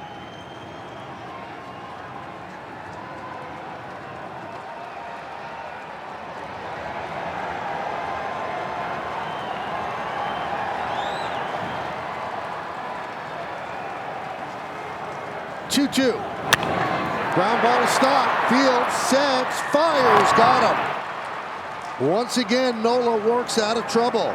No runs a hit, no errors, and 1 man left. We have played 5 in St. Louis. It's 2-0 Phillies. Allen's driven deep to right field. There it goes. See ya. A long home run for Harper. It is 1-0 Phillies. And that happened in the 2nd inning. Guess curveball jumped on it, and he drove it 435 feet to right field. They've since added 1 more run. Sac fly in the 5th. It's 2-0. And Alex, Cardinals are running out of innings. Yeah, and you start feeling the tension. The players in the dugout, in this building. In every out, you're a few outs away now from maybe ending the season.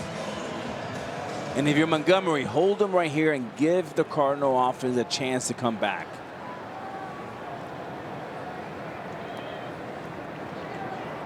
And if you're the Phillies, 3, 4, and 5 up, this is where you can put this game away. Real Muto against Montgomery.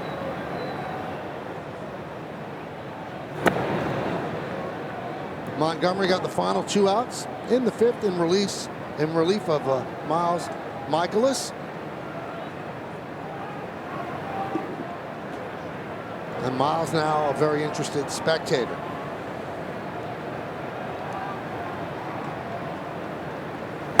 Ha! 1-1.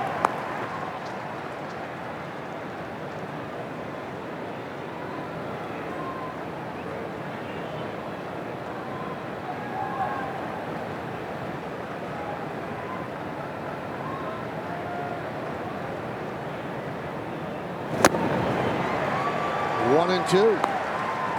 Talk to me about what could be going through the Cards' minds. You've been on teams that were playing in elimination games. You won your championship in '09, but the times that you were eliminated and it's down to 4 and down to 3 innings, do you start to have a rapid heartbeat? Do you think about ending the season?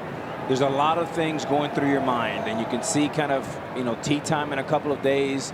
Do I have my flight home? And you have to stop these thoughts to go into your mind. You have to stay in the moment, think small ball, and big things will happen. But the team should be talking more, not less. And those who talk more, you saw Schwarber sharing information. You want that, and that's where the leaders can really keep this thing together for the next 4 innings. So if it's quiet in the dugout, that's not a good thing. That's not a good thing. 2-2. Upstairs, 3-2 on Real Muto.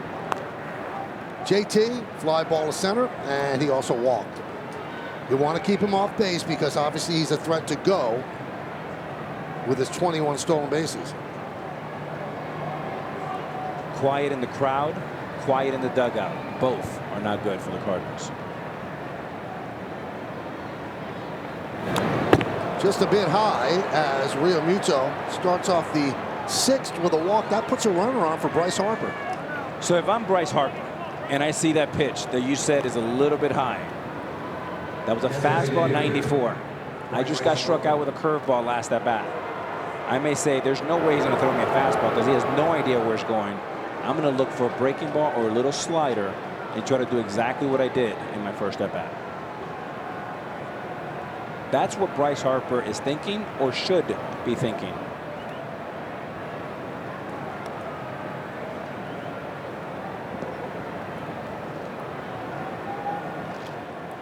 So Harper digs in. A home run and a strikeout tonight.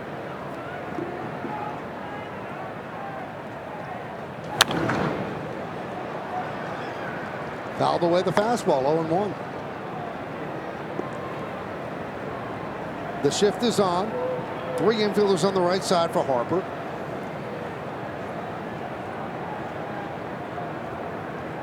Arenado playing as if he's a shortstop in on the grass.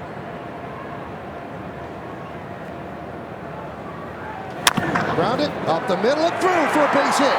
Realmuto around second. He's going to third. The throw is not in time. Harper will go to second, and he is out. A great throw by Arenado, and that was not great base running by Harper. Excellent hitting by Harper. Awful base running. I appreciate the effort and the hustle, but you cannot make the first out at second base. Changes the entire inning for the Phillies, and the Cards caught a break.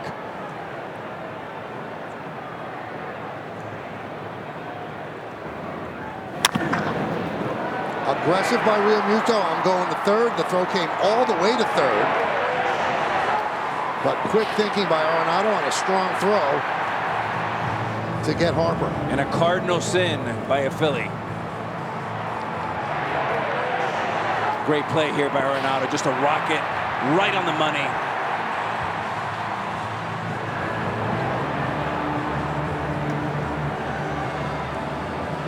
They're going to challenge that play.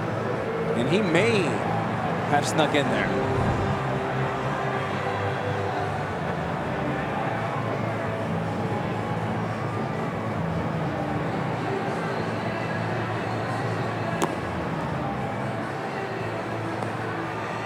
Crowd looking at it on the big board in right center. No reaction from the crowd because it's hard to tell if they would overturn this. Looked like they got him on the chest, and the hand might have gotten in, but is it enough to overturn when the call on the field was out? And the recourse, Michael, on this call may have the season on his balance right here. Right there, looked like he's in.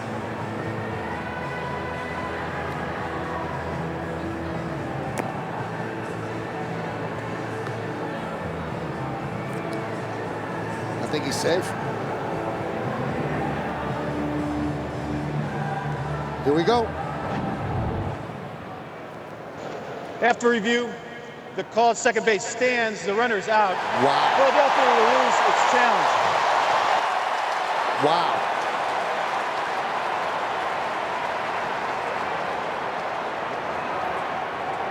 And a sigh of relief in this building here. Huge call.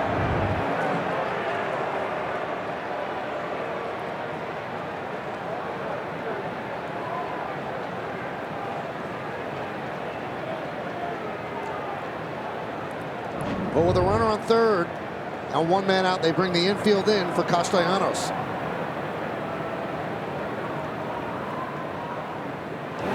Ground ball to third. Check back Realmuto. Throw to first. 2 away.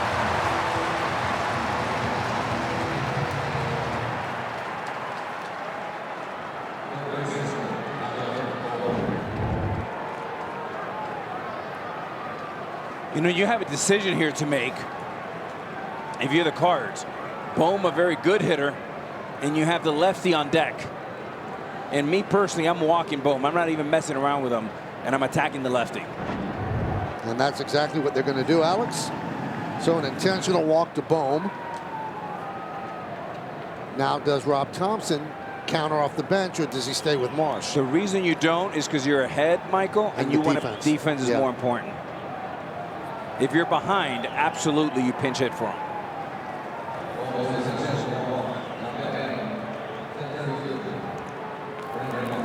So think about how this inning is turned. It was an eyelash away from being second and third, nobody out. Now it's first and third, 2 men out, and Marsh at the plate.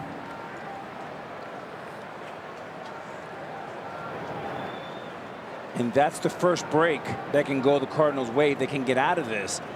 Maybe some momentum goes back to the Cards.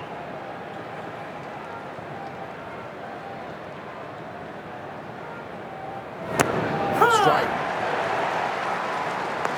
Michael, something to watch here with 2 strikes.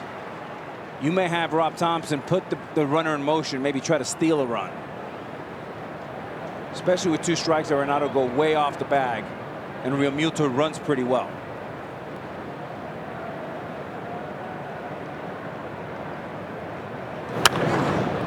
And you wonder, would Molina even throw through? I think he'll give a big fake and not throw.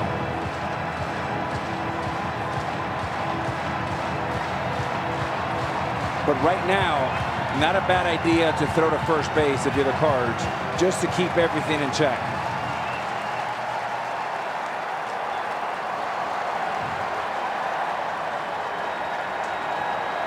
Realmuto at third. Bohm is at first. 2 men out. Top of the 6th. 2-0 Phils. And Michael, Arenado's way off Realmuto at third base. So if you do run and Molina throws, you can almost walk home. That's why I think you're right. He won't throw to second.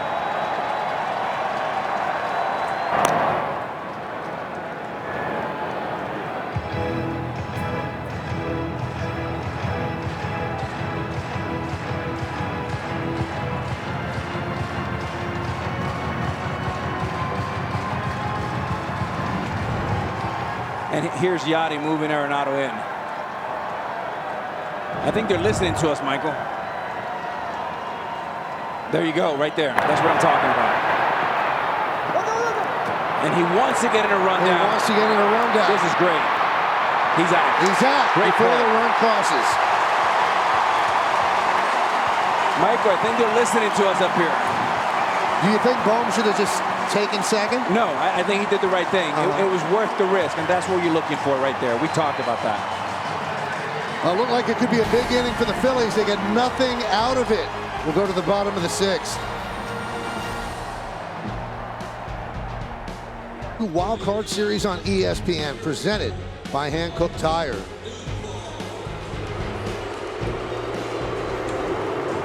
Well, we will go to the bottom of the 6th and the top of the Cardinals order. Nootbaar, Pujols, and Goldschmidt. You know, Billy Martin used to have a play like that. The late Billy Martin, where he'd have a runner take off from first and then just fall down between first and second so that the runner from third could go home. But it was sniffed out beautifully by the Cardinals. They knew what was going on, and they still got the runner at first.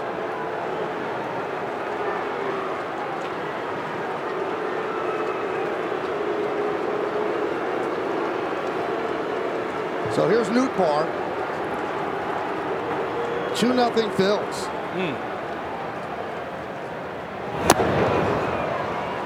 0-1.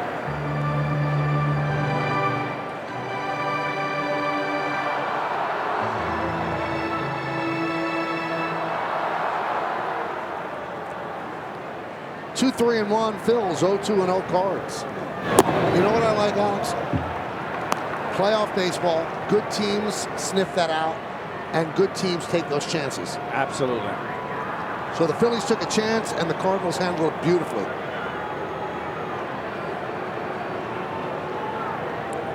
1-1. 2-1. And Michael, what I also like, you'll try things in October that you'll never try for 6 months. And for Nola, something to watch, Michael. About 15-20 minute break for him. It'll be interesting on a cool night. He's not wearing any sleeves. How does it react? Ground ball, second base. Segura. 1 down. That'll bring up Pujols.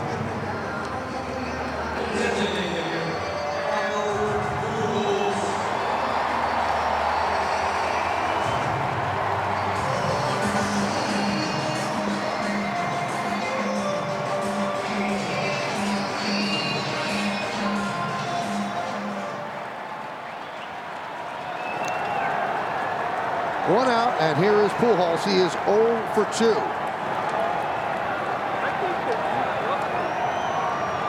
Oh for 4 in game 1. Way out in front of that one.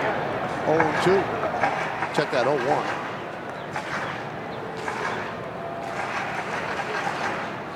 Think he's getting a little anxious, Alex?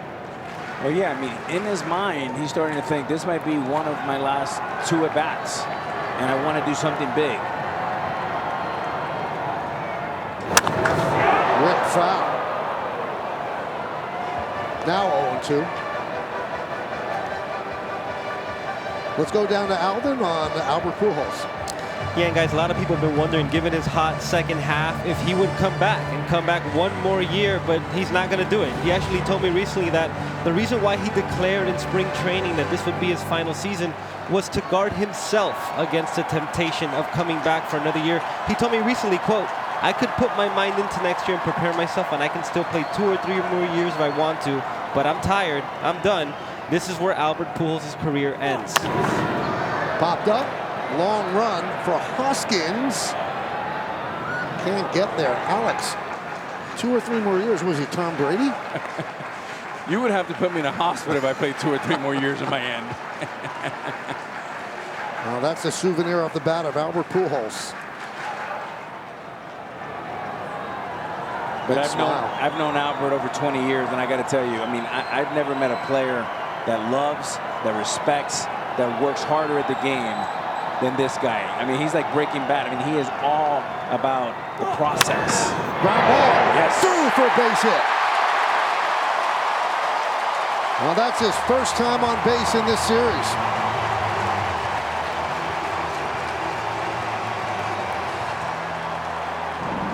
Little breaking ball right here.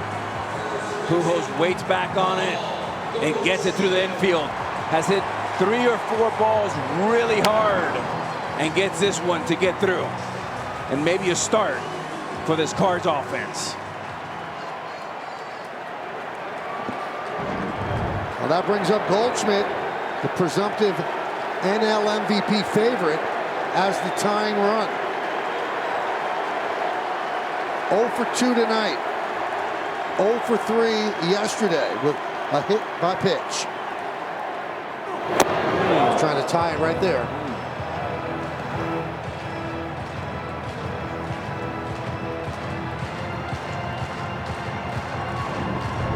They're swinging a little bit too hard. We talked about being late and uphill. That's exactly what he did there. But he's swinging a little bit too hard, like a stick shift. Downshift to 3rd gear. That's a little bit too much.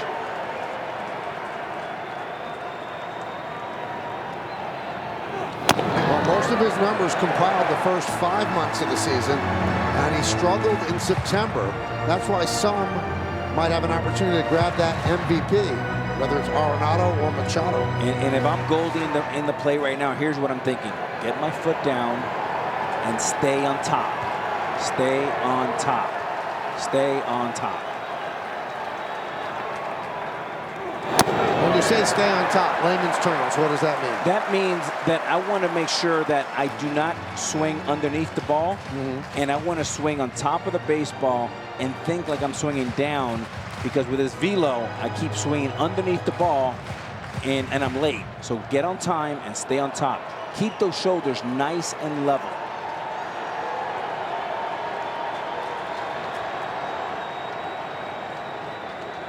Two-one. 2-2. And this is what it is. It's late and underneath. Late and underneath. You got to get that foot down early and exaggerate, and then work that top hand and swing down on the ball. So if you're Rio Muto and Nola, are you throwing another fastball because he's been late? Yes, a little higher. Right down the middle, a little higher.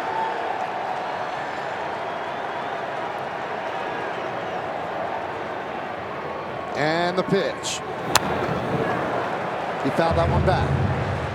So he did go with the fastball again. And the reason why he touched his ball, Michael, because it was down. If this ball is up, he's cooked.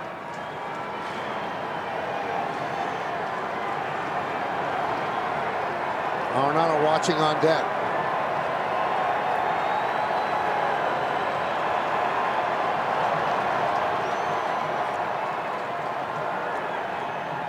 Swing and a miss. He struck him out, 2 away.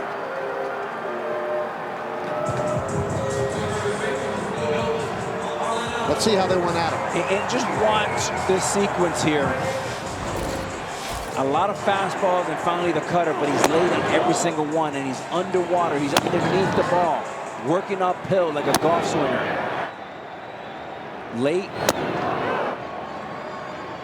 And just can't get there. And then the cutter right by him, 87 miles an hour. So here is Arenado, who's hit the ball hard twice in this game. Nothing to show for it. A long drive to right, a blistering line drive to Bohm at third. 0-1.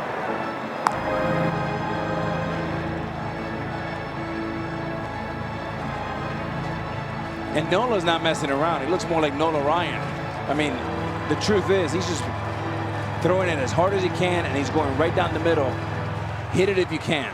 Those are the hit probabilities of that long drive yesterday and the 2 at-bats tonight.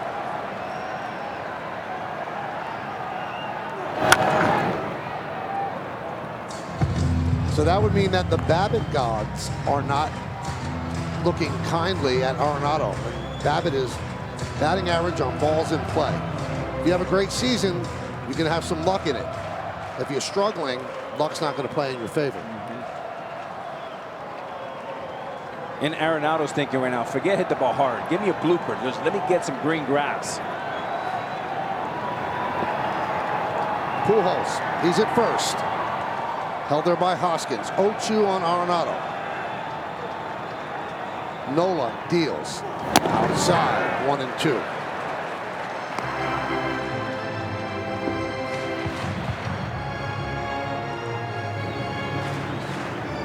Montgomery ready to come out, pitch the 7th. He's been pacing up and down during this inning.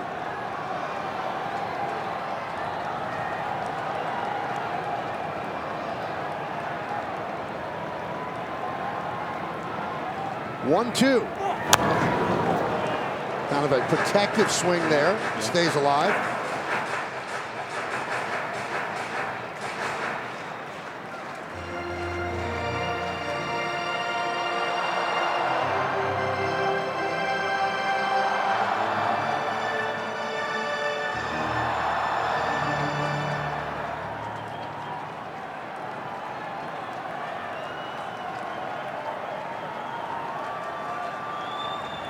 One and two. Pujols leads off first. 2-0 Phillies, bottom of the 6th. And the pitch. Swing and a miss. What a performance by Aaron Nola. 6 strikeouts on the night. He has thrown up 6 zeros and allowed just 3 hits. So with Pujols on first, he had to deal with the 3 and 4 batters in the Cardinals order. First up was Paul Goldschmidt. And Goldschmidt took a cutter and swung right through it. Arenado, he goes down on strikes to end the inning. We go to the 7th.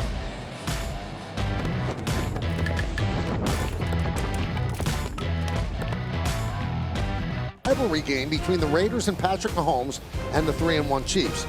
8 Eastern, 5 Pacific on ESPN, ESPN Deportes, and the ESPN app. Our coverage begins with Monday Night Countdown at 6. I am thinking, Alex, that Troy Aikman's going to have to do the heavy lifting because Joe Buck is not preparing for that football game. He's watching this game right now. Marsh will lead off against Jordan Montgomery.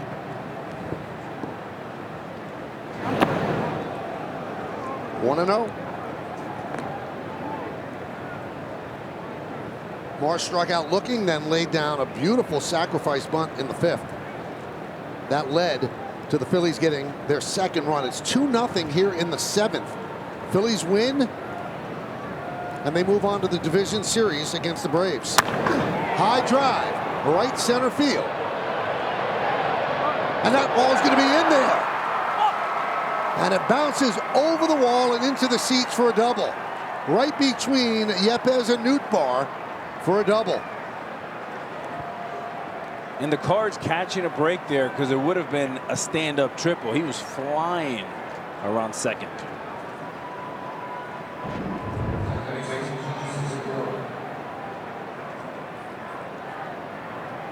And Michael, you know what I'm going to say here. I love the bunt for the Phillies here, advancing this runner, forcing the infield in.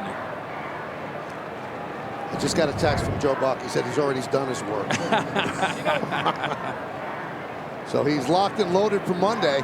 Watching a good game here. 2-0 Phillies, top of the 7th. Here's Segura. They're in at the corners. Marsh leads off second. And a bunt. It's a beauty. The throw to first. In time. What a play by Arenado and a good stretch by Goldschmidt as Marsh moves to third.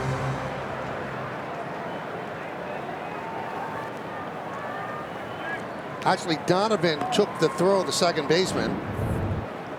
And that was a good stretch by him because Goldschmidt was charging. And good baseball all the way around. Perfect bunt, forcing the third baseman to field the ball. And now you force the Cardinals to bring the infield in. Good October baseball all the way around.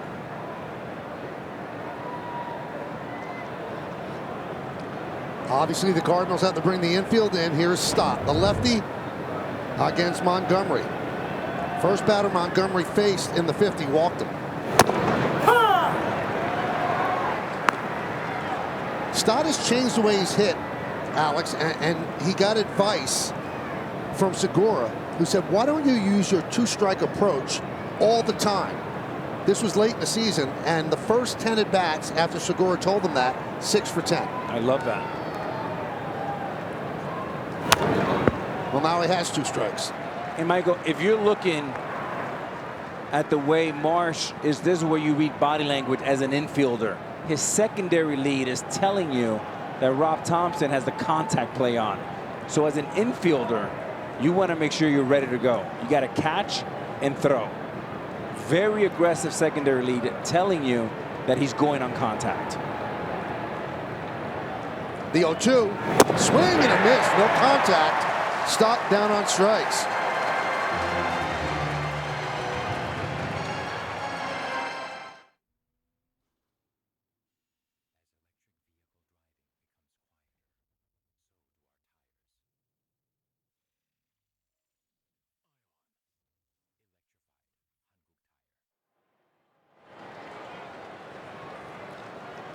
All right, 2 outs, runner on third, infield backs up, and here's Schwarber. He's 0 for 2 with a sac fly. Lefty against lefty.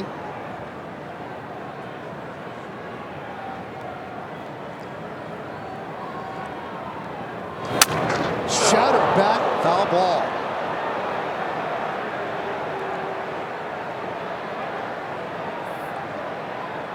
That bat didn't have a chance. 93-mile-an-hour sinker making a left turn into Schwarber's hands. That's dangerous. It's like a long dart.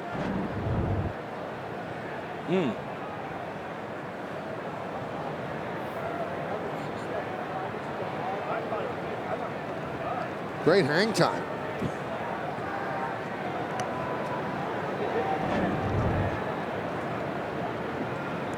(0-1) on Schwarber.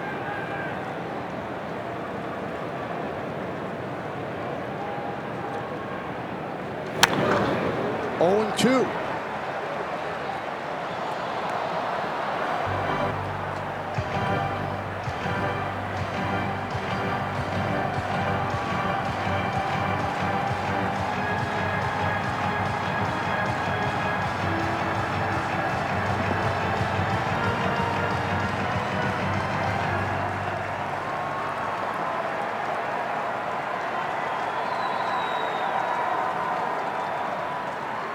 And the pitch.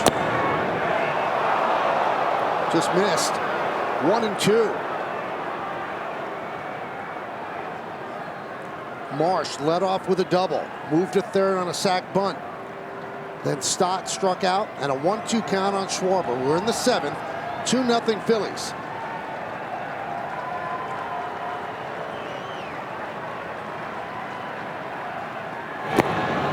Two and two. Told you earlier, in games where a team could be put away, Schwarber coming into the run 9 for 19, 3 homers and 5 ribbies. So he's come up big in games where you can clinch. 2 balls, 2 strikes, 2 outs, runner on third. Pitch. Check swing, did he go? Yes, he did. A big strikeout for Montgomery as he gets out of the jam after the leadoff double. No runs a hit, no errors, and 1 man left. It's time for the 7th inning stretch in St. Louis. Phillies lead 2-0. Running Wild, streaming now on Disney+. Bottom of the 7th inning. You see it, 2-4-1 for the Phillies, 0-3-0 for the Cardinals. Nola's pitched great. Michael has pitched well. Montgomery excellent in relief. Nola deals outside to Donovan. All right, now here's the question of the night. Nola's parents, where are they? What are they watching? Austin Nola is catching for the Padres at Citi Field tonight. Wow. You watching the pitcher or the catcher? You split them. I guess. But you never split aces. That's true. And the Nola in Queens is losing 5-2. Look at you, Michael. You've been writing. Fly ball, center field. Marsh right there. 1 away. Hey, predict which players will stack the most total bases each day during the postseason and compete to win $50,000. Enter MLB Base Chase in the MLB Play app or through MLB.com/play. Restrictions apply. See official rules for details. That Met-Padre game is in the 7th, and that game is on ESPN. We thank you for watching ESPN 2, bottom of the 7th inning, right here, 2-0 Phillies. Now the Mets need to win that game to force a Game 3. They lost last night behind Max Scherzer. Today, Jacob deGrom got the start. The Cardinals need to win this game to stay alive. It's win or go home for them to force a Game 3 tomorrow night right here in St. Louis.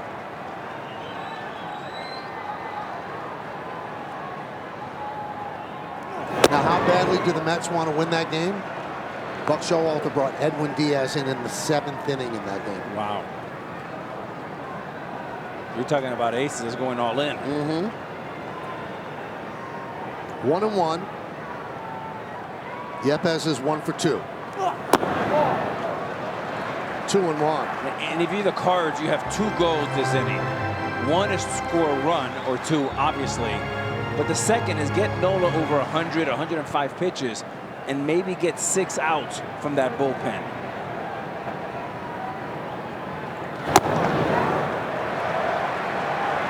Three and 1. Alvarado, who gave up the home run to Yepes yesterday, he's up. Phillies do not have a very deep bullpen. They don't have that titular closer that most teams have. Rob Thompson has to piece it together. So he'd love to get this inning out of Nola. Yeah, we talked about it yesterday, is that the 1-2 punch is their competitive advantage. And anytime you can get Wheeler or Nola, you feel the Cards have a better chance.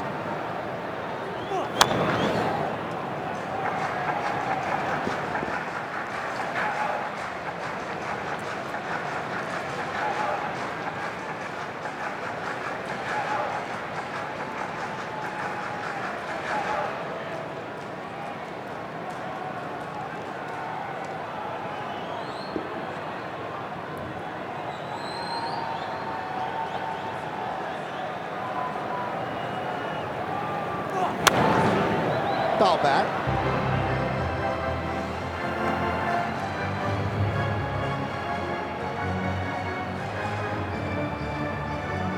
And maybe Nola starting to tire a little bit for the first time.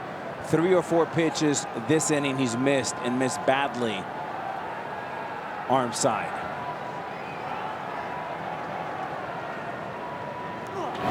Grounded to third. Boom. 2 outs.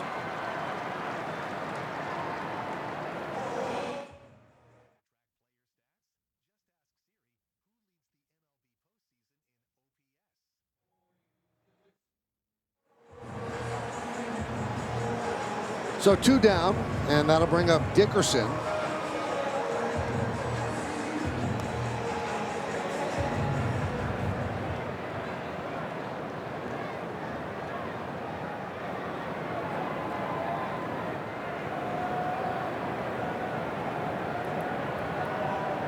Dickerson is 0 for 2. Bottom of the 7th. There's the strike, 0-1.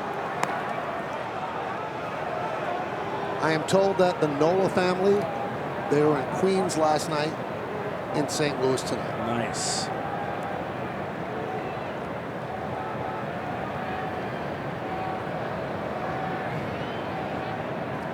The 0-1.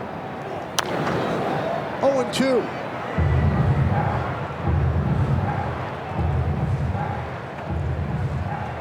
Nola in his first postseason start, coming up big.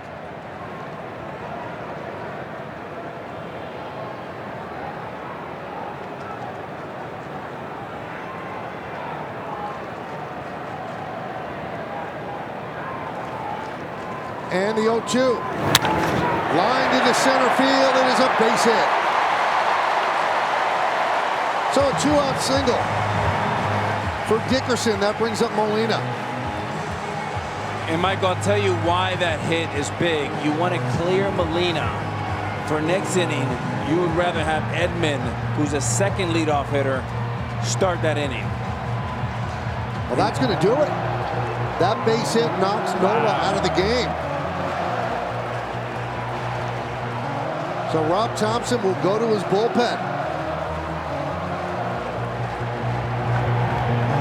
An outstanding performance by Nola. Dealing 6 2/3 shutout innings. Runner at first, his responsibility. Time for the bullpen. Stay tuned.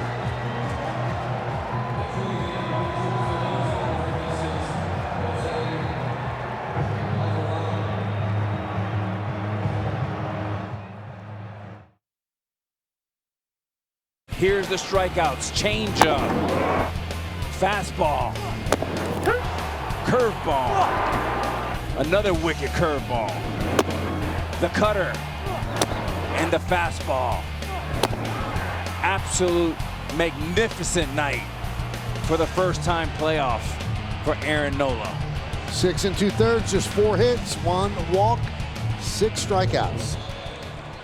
So the runner at first belongs to Nola, and Molina belongs to Jose Alvarado.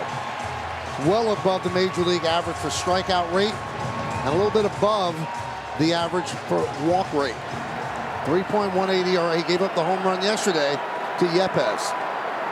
Molina with 5 home runs this season.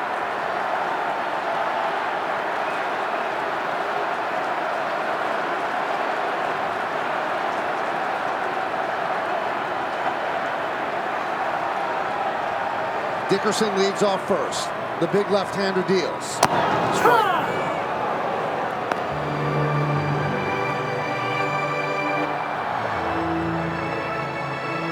Bohm is deep at third and hugging the line, guarding against the extra base hit.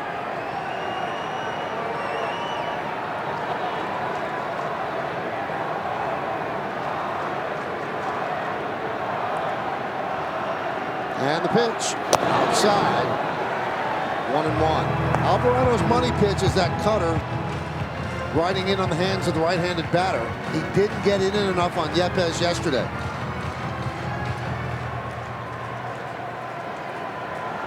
.102 on the fastball, 96 on the cutter.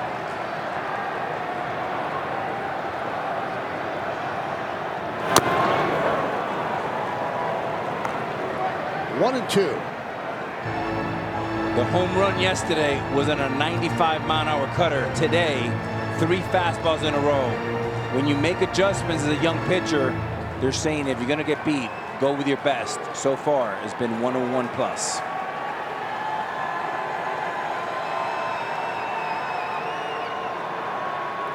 And the pitch. 2-2.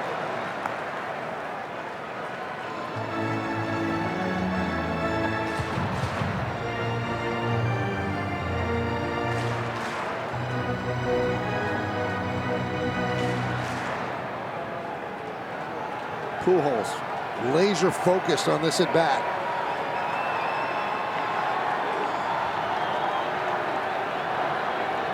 Two-two, popped up. Hoskins in foul territory. Makes the play, and that'll do it here in the 7th. No runs a hit, no errors, and one man left on base. The 2022 Wildcard Series on ESPN is presented by Hankook Tire. Evolutionized for EV fitment. Electrified Hankook.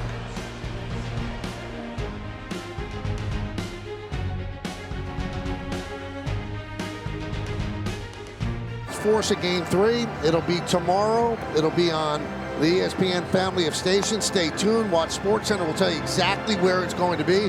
Same thing right here. If the Cardinals come back and force a Game 3, it'll be a night game, and we will have it as well. Just monitor everything going on, and we'll tell you exactly where it is and the exact time. The 2 American League Wildcard Series ended in 2 games, so that's all set. The Guardians will play the Yankees, and Seattle is going to play Houston. Those are the division series. In the National League, we wait. Dodgers are waiting, and the Braves are waiting. I have a new pitcher. It's Giovanni Gallegos. 3.05 ERA through 59 innings. Strikes out a lot of people, and right about an average pitcher when it comes to walk rate. Jordan Montgomery did a pretty good job. Held it right here. It's 2-0. As we go to the 8th inning, it'll be Hoskins, Real Muto, and Harper.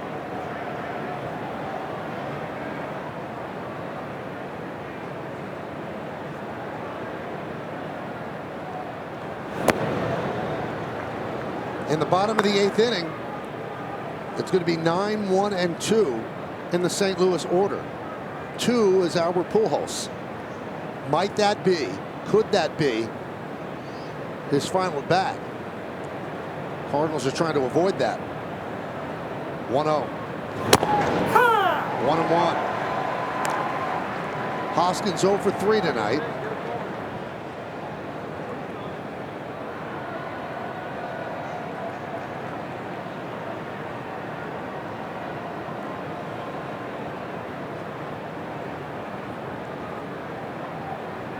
And the pitch. 2-1. As the DH, Pujols paces alone with his thoughts.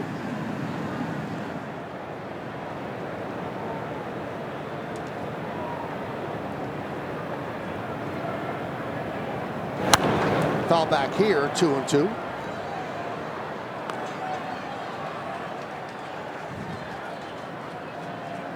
Harper a couple of batters away.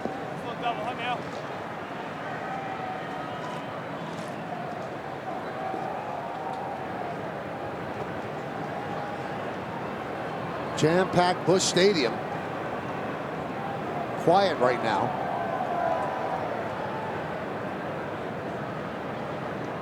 Two-two. High fly ball down the left field line. Fair or foul? It's a foul ball.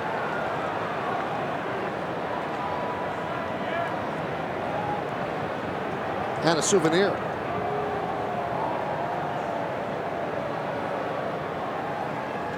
Some brave Philly fans down there. Oh, yeah.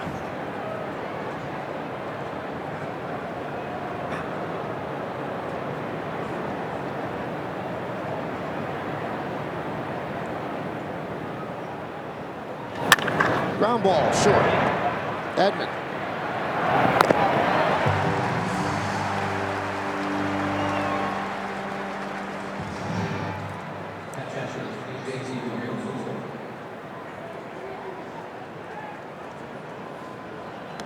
And here's Real Muto. He's walked twice. And the first inning, a fly ball to center. You could feel the tension building in this ballpark. Down to 6 outs. 2 innings. They're down 2-0. Must-win game. Fans know it. The Cardinals know it.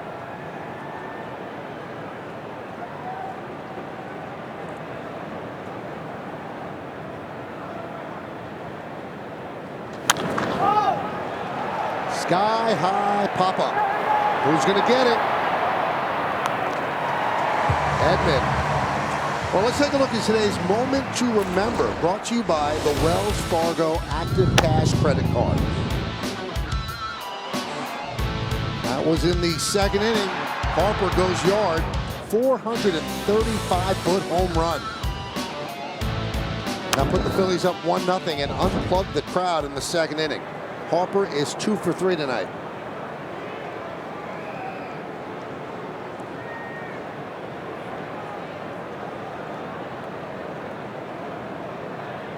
With 2 outs in the 8th inning, you have 1 goal.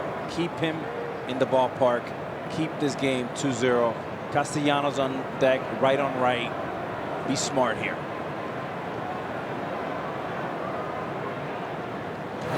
Now, conversely, Alex, Harper have one thing on his mind, to hit the ball out now? He's definitely thinking damage, and he's not thinking bunting or hitting the ball the other way. He's thinking what Kevin Long teaches, get a good pitch to hit and get your A+ swing off.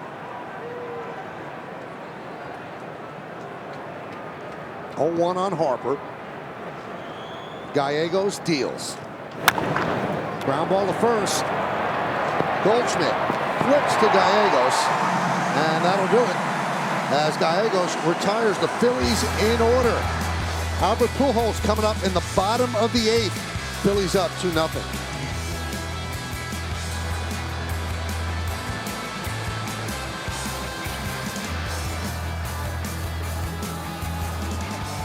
What players say on the field. Want to see celebrities try to hit a fastball? Are you interested in baseball culture in Latin America? Check out MLB Originals at MLB.com/originals. Alvarado got the final out of the 7th, now stays in. Tommy Edman will lead off here in the bottom of the 8th. Chases a high fastball, 0-1. 101 miles an hour. Couple of batters later, Albert Pujols. Tommy Edman, a much better right-handed hitter.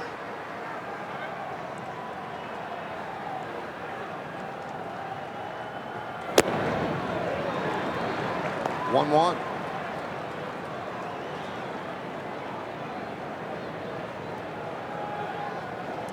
Edman just wants to get on base for the top of the order. He's the number 9 hitter for St. Louis. 2-1. You're looking for a bloop and a blast, a walk and a blast. Edman walked against Nola in the 3rd, grounded to 3rd in the 5th.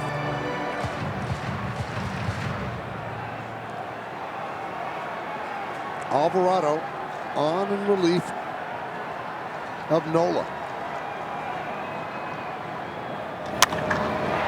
Driven out to right field. On the run, Castellanos. He can't get there. It's a foul ball. Not much room out there, but it found foul territory.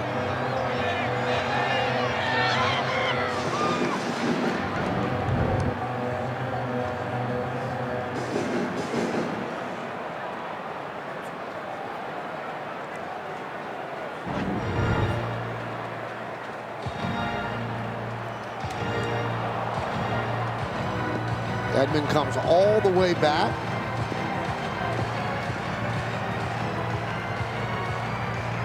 And about to step back in the box again. 2-2.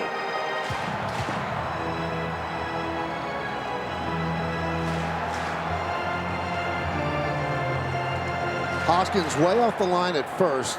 The rest of the defense fairly straight away.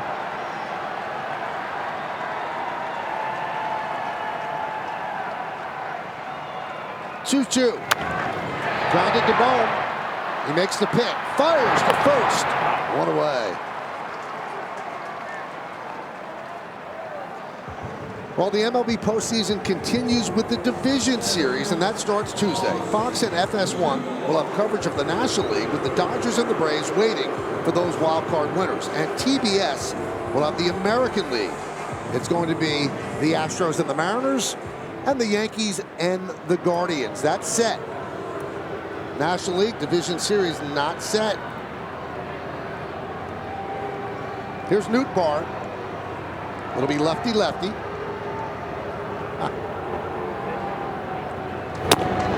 inside of 1-0.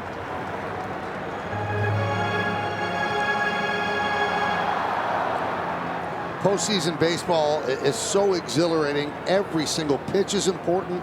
Every inning just oozes with tension. And now when you get to the 8th inning of a game where you're trailing 2-0, and if you lose and go home, it's exponentially more. Can I go a little old school baseball here? Yeah. Not popular today, but 2-0. The big man Pujols on deck. Take a strike right here. Let's see. Force him to throw strikes. Don't help him out. He did take a strike, 2-1.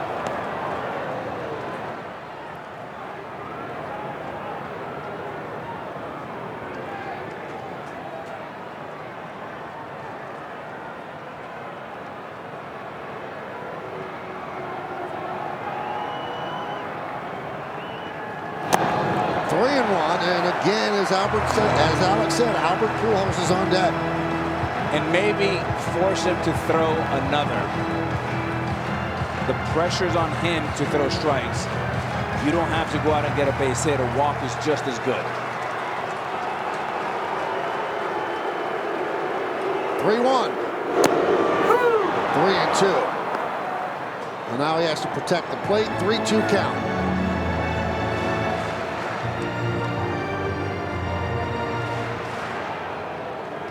Every pitch, triple digits. Driven the other way and slicing foul. Chase ball 4 there. There's so little time to make that decision at 100 miles an hour. So tough. Left on left, 101.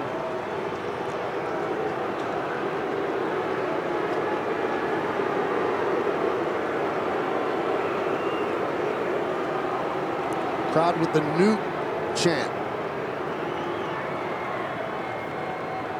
3-2. He walked him. A huge walk for Nootbaar as it brings Albert Pujols up to the plate as the tying run. And this is a strike right here, Mike. He just missed it. That's a good pitch. Maria Muto is about to throw it to third. And remember yesterday, it was a walk and then the bomb. And here comes the righty to face Pujols. So Anthony Dominguez. So he is going to face Pujols. Alvarado's night is over. He leaves a runner at first with 1 out. All right, we're going to take a quick break, but you have to come back. Pujols with a chance to tie, maybe his last at bat. Pirates, Monday, October 3rd. Pujols with his 703rd home run of his career. 361 feet, 2-run home run off Mitch Keller in the 6th inning. That broke a tie with Babe Ruth for 2nd place in career ribbies, 22-16. And Hank Aaron holds the record with 22-97. In light, 703. Pujols one of 4 men in the long history of Major League Baseball with over 700 home runs. If the Cardinals do not rally and win this game, this might be the final at bat of his big league career. And he'll be doing it against Sir Anthony Dominguez.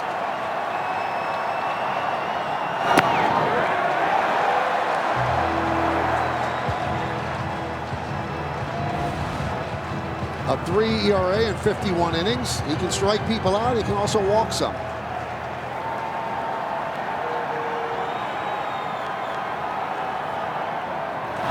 There's a strike. Triceps tightness knocked him out for 3 weeks from late August to early September. And his walk rate has jumped since he's come back. A Dominican facing a Dominican icon.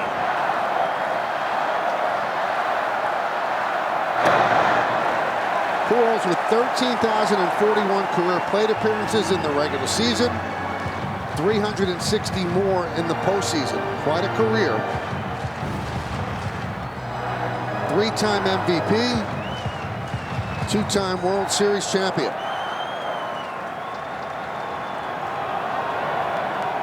The 2-1. Hit sharply, past the diving Bohm, and it kicks against the sidewall. Schwarber plays it and holds the runners. Nice play by Schwarber, holding Pujols to a single.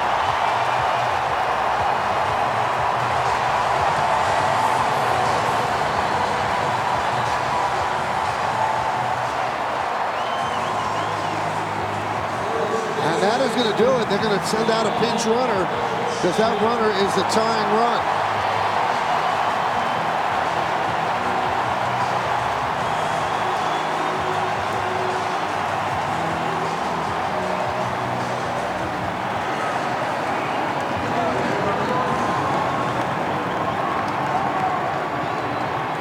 Well, if that's it, Pujols ended with a laser past the diving Bohm. He's 2 for 4 tonight.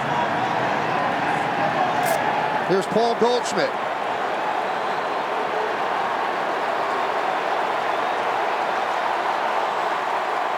Swing and a miss. Smoked 98 miles an hour.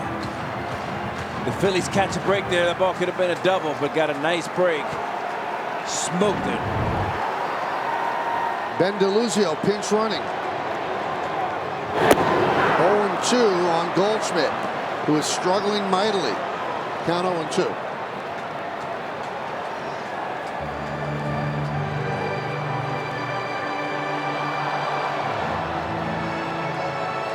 First and second, 1 man out. 2-0 Phillies, bottom of the 8th inning.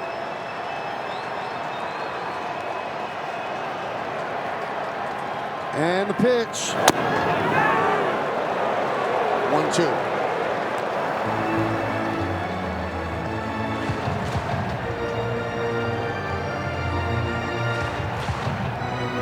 Might have been a strike, according to that box. We like to call it the K zone. It looked like a K. 1-2. Nice block there by Real Muto, holding the runners at first and second. That gets away. All of a sudden, the tying run's in scoring position.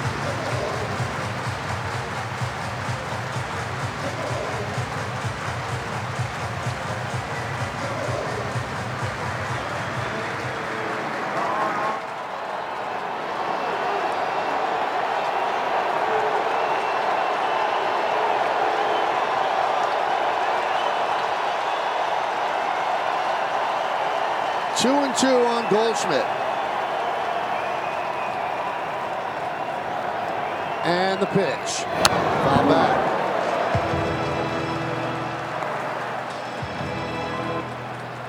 Runners in scoring position this year. Goldschmidt hit .313. 67 ribbies out of his 115. Michael, that was his best swing of the night. A little bit tighter, a little bit more compact. Maybe he found something.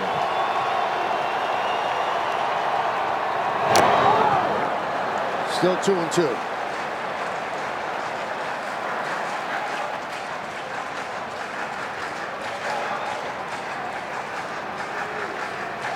Newpar. He's at second. DeLuzio at first.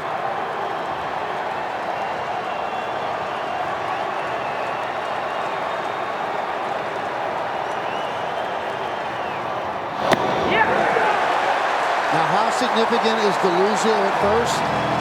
He has the 7th best sprint speed in baseball. So 3-2, and there's going to be a conference on the mound. Let's break it down, Alex. Well, what are they throwing? They're going to have to go with, well, he throws 2 pitches, fastball, sliders. It really doesn't matter. What Goldschmidt should be thinking about is, I'm 1 pitch away from advancing. I'm struggling mightily. Still make it look middle,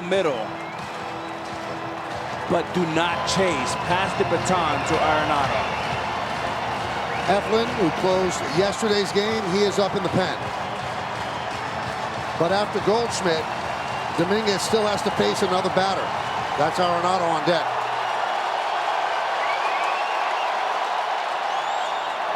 He struck him out. Run with the fastball, and Goldschmidt strikes out. Out number 2. Wow. I think Real Muto thought that was a third out and was headed to the dugout. And Michael, we talked about it. This wasn't even close. This is just Goldschmidt trying too hard. And this is a ball from the get-go. And he made up his mind that he was going to throw him a strike, and he didn't. A walk would have been huge there for the Cards.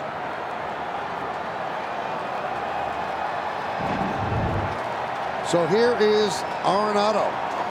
He's 0 for 3, struck out his last time up.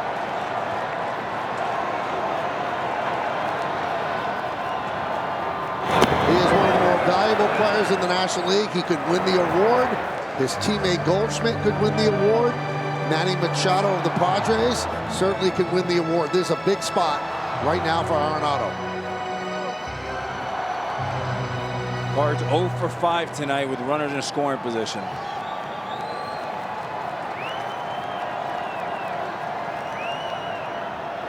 There's a strike. Threw him the slider. 1-1.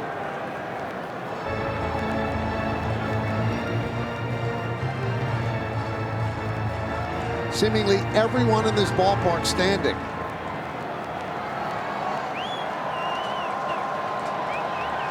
The 1-1. 1-2.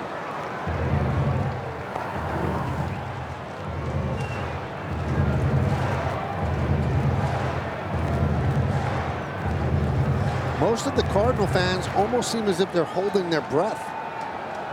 Not that much noise at this point, but it will build up as we get closer to the 1-2. Swing and a miss. He struck him out on a slider. What a performance by Sir Anthony Dominguez. He strikes out Goldschmidt. He strikes out Arenado. And the Cardinals leave 2 runners on base. Buckle up. We go to the 9th inning. Phillies 2, St. Louis nothing.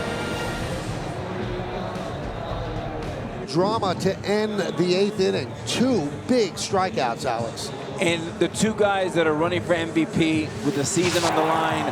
First, the sinker way out of the zone, and then the slider. Both chases, both great pitches, and a great job by Dominguez. And that's some heavy lifting because, as Alex said, those are 2 MVP candidates that have had awesome years. And Sir Anthony Dominguez struck them out. We go to the 9th inning. Some game. This is the same situation we were in yesterday. 2-0 going into the 9th inning, but it was the Cardinals who were leading.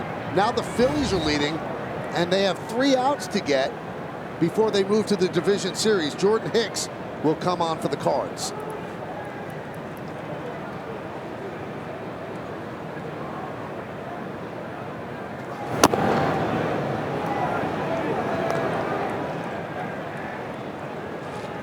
So 1-0 on Castellanos, who is 0 for 3. 2 ground balls to third, 1 to short.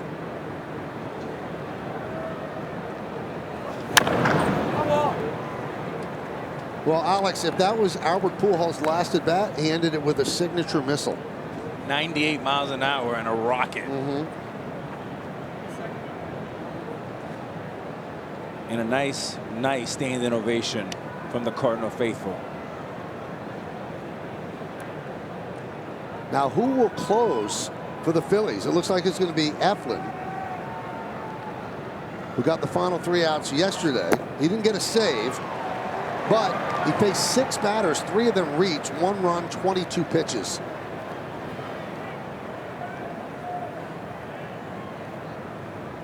Right now, no one is throwing. And Michael, for a sinker ball pitcher like Eflin, it actually works. A little fatigueness is good, and the reason why, more movement, more relaxed, unlike a power pitcher like Hicks, a little fatigueness works in his favor. So Castellanos strikes out, 1 away.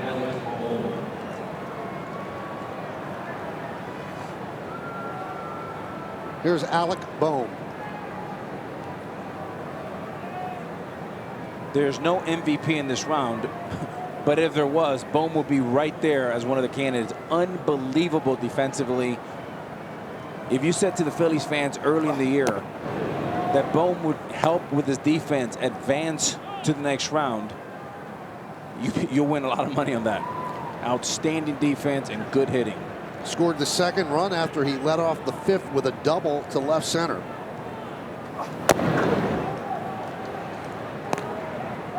Let's take a look who's up in the Philly bullpen. It is Eflin. He warmed up the previous inning, so back again.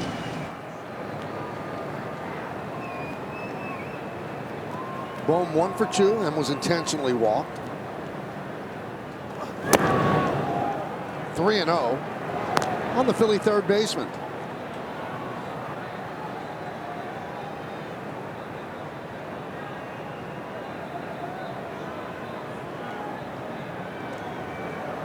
Would they green light him on 3-0?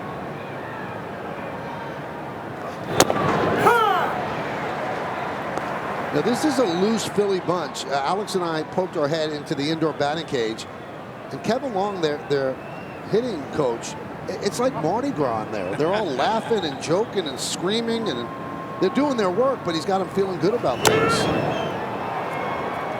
As Bohm works a walk. That's Kevin's style, right? It is. I mean, you can't tell the difference whether spring training, all-star break, or October baseball. And to be a good hitting coach, you're 1/3 you're a good friend, 1/3 you're a good technician, and 1/3 you're a psychologist. He makes you feel good about yourself every single day. Man owns a couple of World Series rings as a hitting coach as well. So Bohm is going to leave the game as the Phillies go to Edmundo Sosa, who scored one of the 6 runs in the 9th inning yesterday.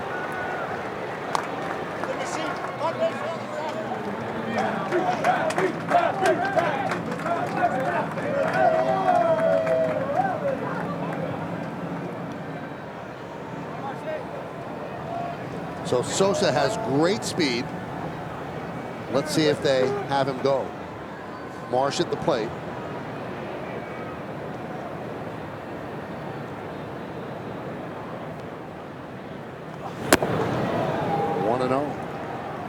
Marsh 1 for 2. Struck out looking in the second, sack bunt in the 5th, and then a double right center. That was in the 7th. It's 2-0 Phillies. Top of the 9th inning. Throw over.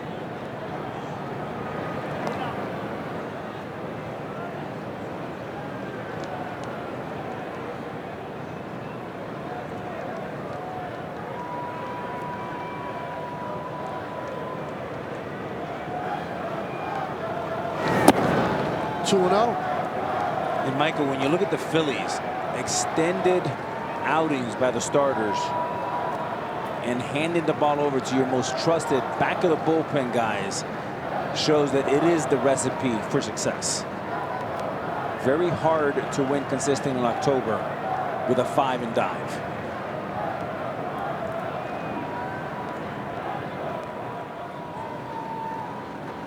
There's a strike. Now Sosa leads off first. He's familiar with his ballpark. He started the year with the Cardinals. On July 30th, he was traded to Philadelphia for JoJo Romero. And knowing Rob Thompson, I would not be surprised if you get a little green light here. Try to get to second base and tack on one more.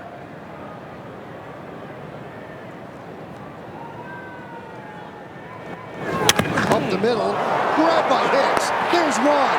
On to first, an incredible double play. How did Hicks field that? Wow. A bullet up the middle by Marsh turned into 2 outs. Now all you can do is smile with that. An amazing play by Hicks. A gold glove play, a platinum play. You say, look in your other hand, you might find a watch.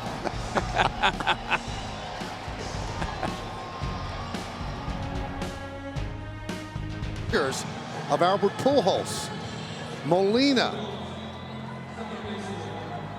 and these Cardinals cannot believe it. The combination of Goldschmidt and Arenado, 1 for 15 in the series with 6 strikeouts. Now to tell you what's on the line here, both teams are feeling the pressure. You've got Zach Eflin to come on to get the final 3 outs. Alex, if the Phillies don't win this game, they throw out Ranger Suarez, a left-hander, tomorrow. the Cardinals devour left-handed pitching. That's how badly the Phillies want to lock this up and not see that tomorrow. Exactly right, Michael, and it'll be an enormous advantage for the Cardinals. Lefties, like you said, and at home, almost unbeatable. So you're talking about pressure. The pressure's on the Phillies right now to close these last 3 outs. So here is Donovan.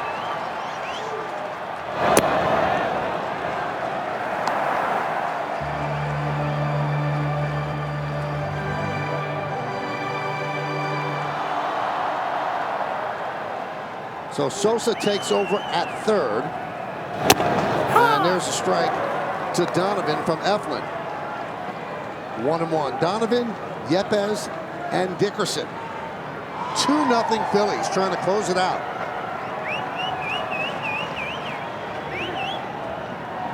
Line drive, caught by Segura, one away. That was hit so hard it brought Segura to his knees.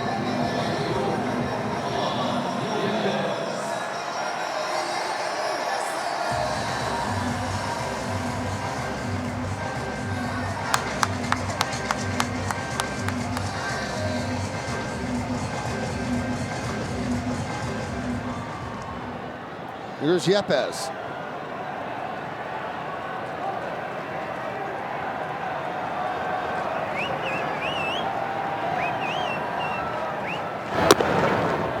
We mentioned Sosa at third. Rob Thompson, Phillies manager, said Sosa might be the best defender on the team.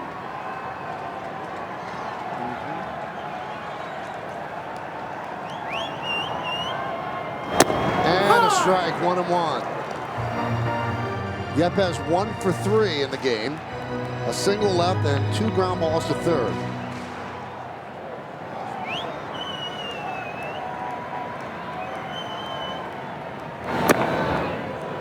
Two and one.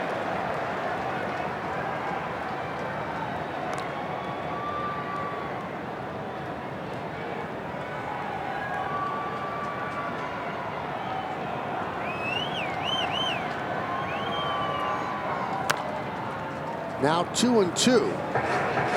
Michael, Phillies got 6 runs in the 9th. Cardinals only need half to win. And Dickerson's a good matchup here. On deck if we can get a base runner on.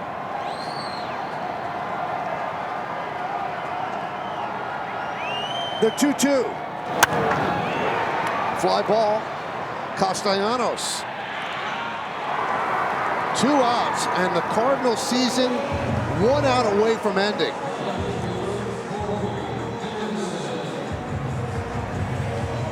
Well, the Phillies, the underdogs coming into this series. The wild card team playing the National League Central Division champion team. The Cardinals 93 wins. The Phillies 87 wins and struggled a bit to get one of the 3 wild card spots. And now right there and about to advance 1 out away. Here's Dickerson. Strike.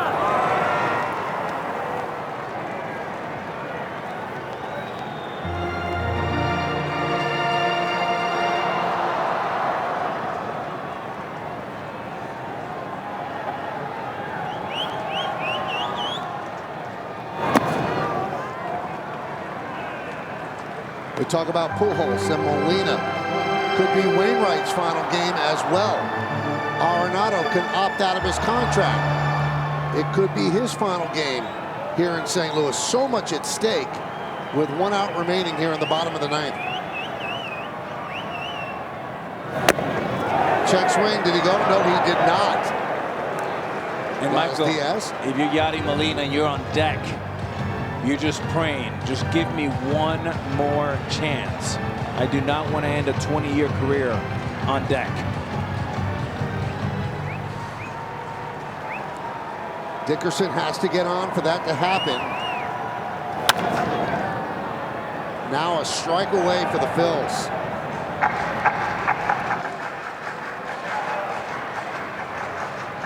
Dickerson's 1 for 3 in this game.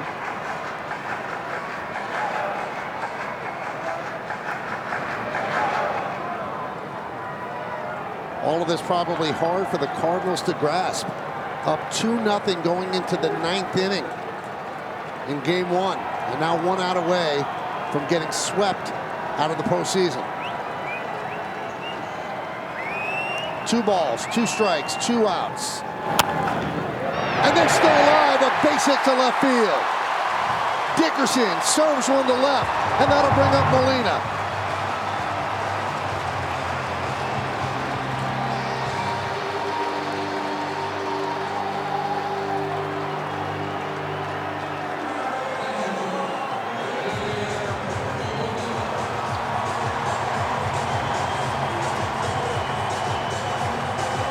Yadier Molina, 40 years old, 19th big league season. This will be it for him. This is his last season. Is this his last at bat? He's the tying run at the plate. 0 for 3 tonight. Yeah.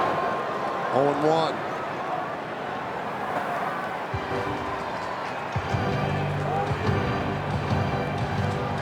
Known for his defense, 9 gold gloves, 4 platinum gloves, but a very good clutch hitter throughout his career.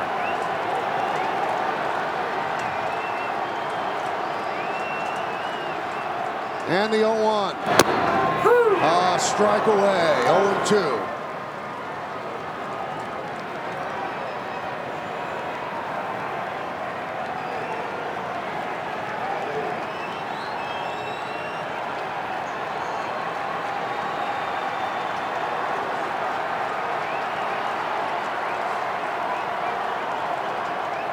And the pitch. Outside.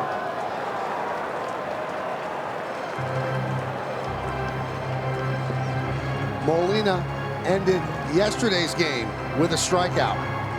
And he was up then as the tying run. He's up tonight, bottom of the 9th, as the tying run. 1-2.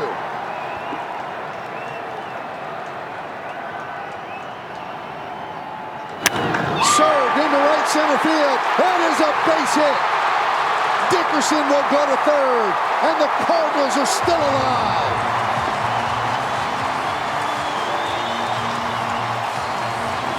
Michael, you just cannot say enough about Albert Pujols and Molina. There's a reason why they're champions. There's a reason why they're going to go into the Hall of Fame. Beautiful hitting, a chip shot here. Not a driver, not a 7-iron, but a little lob wedge there. And the Cards are set up. And as Pujols was taken out of the game for a pinch runner, so is Molina.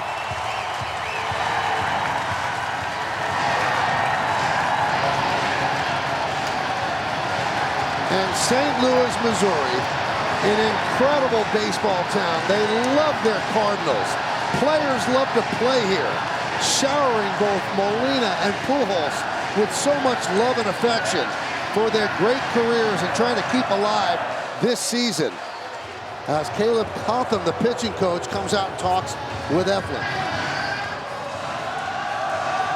So Dylan Carlson is pinch running for Molina.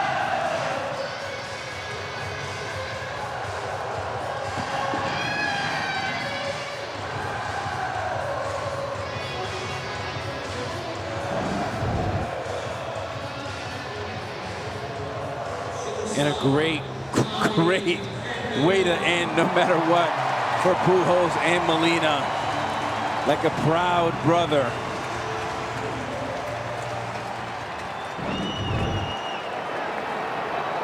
Runners on the corners. Carlson at first, Dickerson at third, Edman at the plate. 2 men out, bottom of the 9th. It's 2-0 Philadelphia.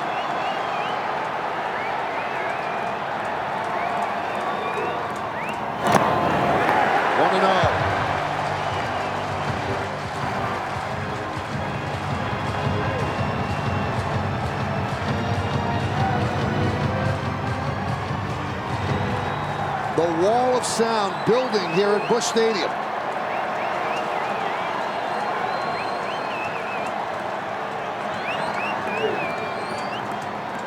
And the 1-0. Popped popped up and out of play.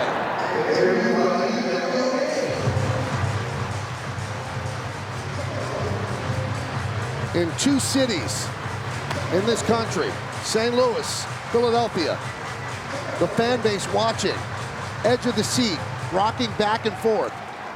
Both cities for different reasons. Phillies want to close it out. The Cardinals want to stay alive.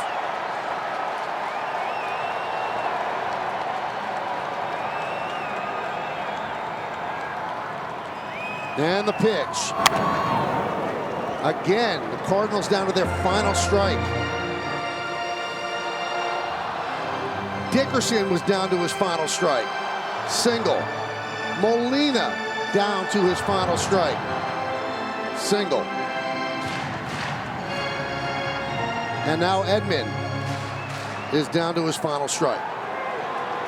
And Michael, if they're not paying attention to you, you can maybe take second because the base hit then ties it. 1-2. Boy, wouldn't that be risky though, Alex? It would. Lose your season on second base? 100%. And the only way you go is if he's over 1-5, which he's not. So when in doubt, play it safe. And a nice stop there by Realmuto. 2 balls, 2 strikes, 2 outs, 2 on, 2-0 Phillies.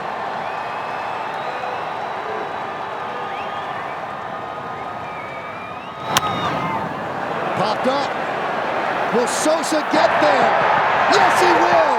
And the Phillies hold on. They win 2-0, and they will meet the Atlanta Braves in the National League Division Series. How about the Phillies?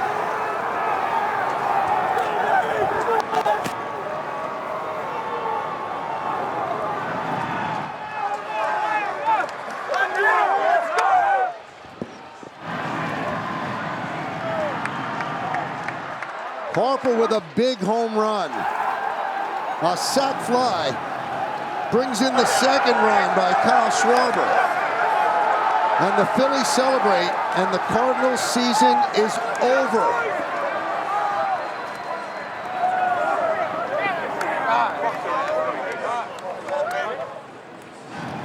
And of more significance in total baseball terms, the careers of Molina and Pujols, surefire Hall of Famers.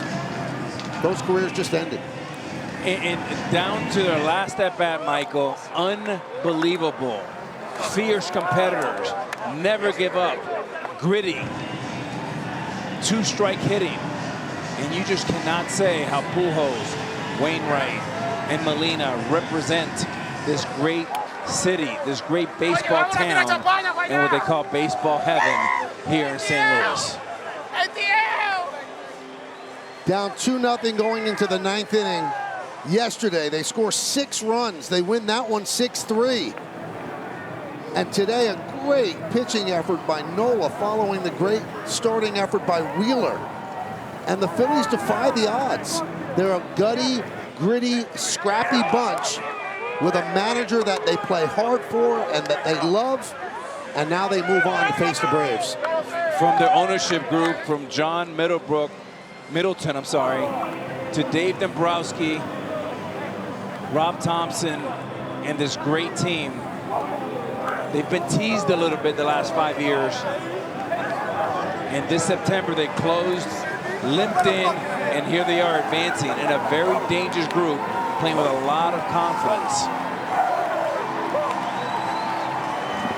They have not been in the playoffs since 2011. And the last time they were in the playoffs, they lost a heartbreaker to the Cardinals. Well, they finally appear back in the postseason, breaking that long drought. And here they are moving on. Great Philadelphia story.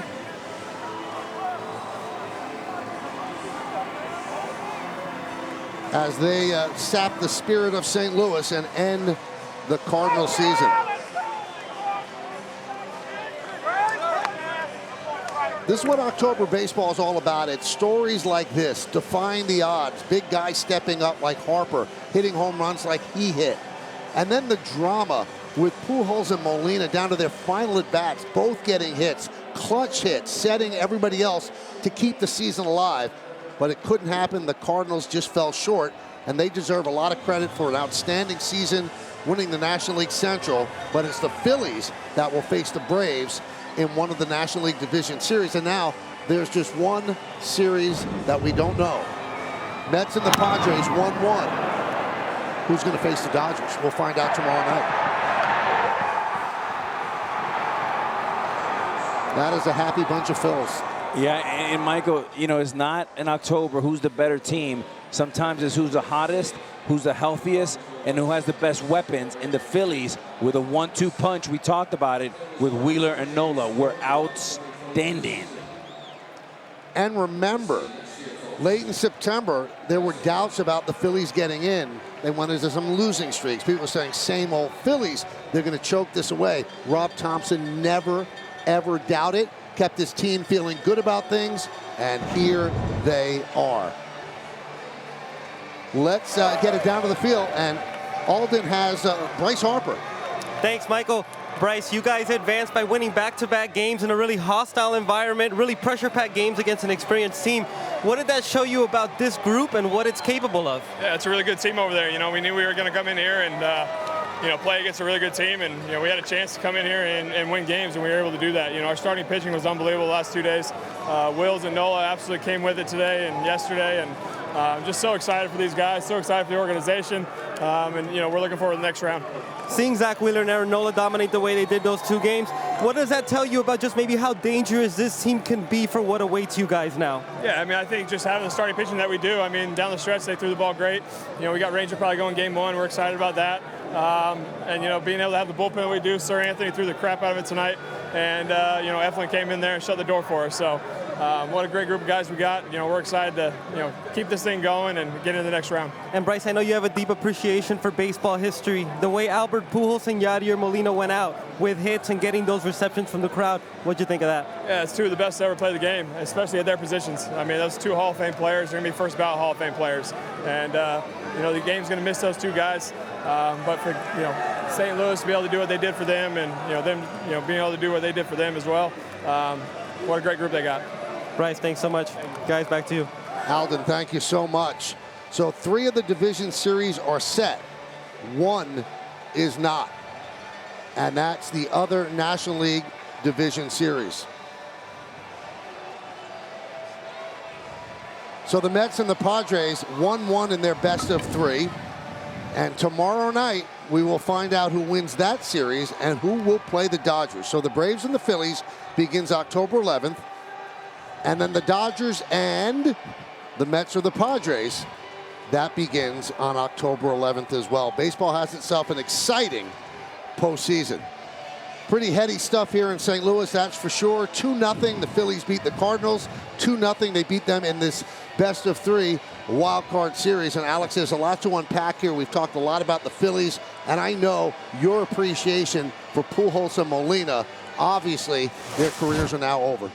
I mean, 2 guys that I really just admired playing with them, playing against them, and true champions. And their last 2 at-bats are indicative of their heart, their courage, and again, resemble this city beautifully. And for Pujols, started the first 10 years, and to come back and finish, I could not be happier for my friend. And I know you're friends with Rob Thompson as well. You've got to be thrilled for him. A 5-time world champion, 28 years with the Yankees, like a son to George Steinbrenner. And I know he's one of the 3 men that in my career has made one of the biggest impacts. I love the man, I respect him. And look, for the Phillies, they have great pitching, timely hitting, and momentum. They have all 3 going down to Atlanta. 59 years old, getting his first managerial shot, and he wins his first playoff series. So congratulations to the Phillies, and congratulations to the Cardinals on an outstanding season, and obviously to Yadi and to Albert, and maybe even Adam Wainwright, for phenomenal possible Hall of Fame careers. Definitely for Pujols and for Molina. Wainwright, we shall see. Well, once again, our final score, the Phillies 2 and the Cardinals 0. For Alex Rodriguez and Alden Gonzalez, I'm Michael Kay saying see ya from St. Louis, Missouri. Formula One Grand Prix is next. Remember, everybody, tomorrow, Game 3, Padres-Mets, 7 p.m. on ESPN.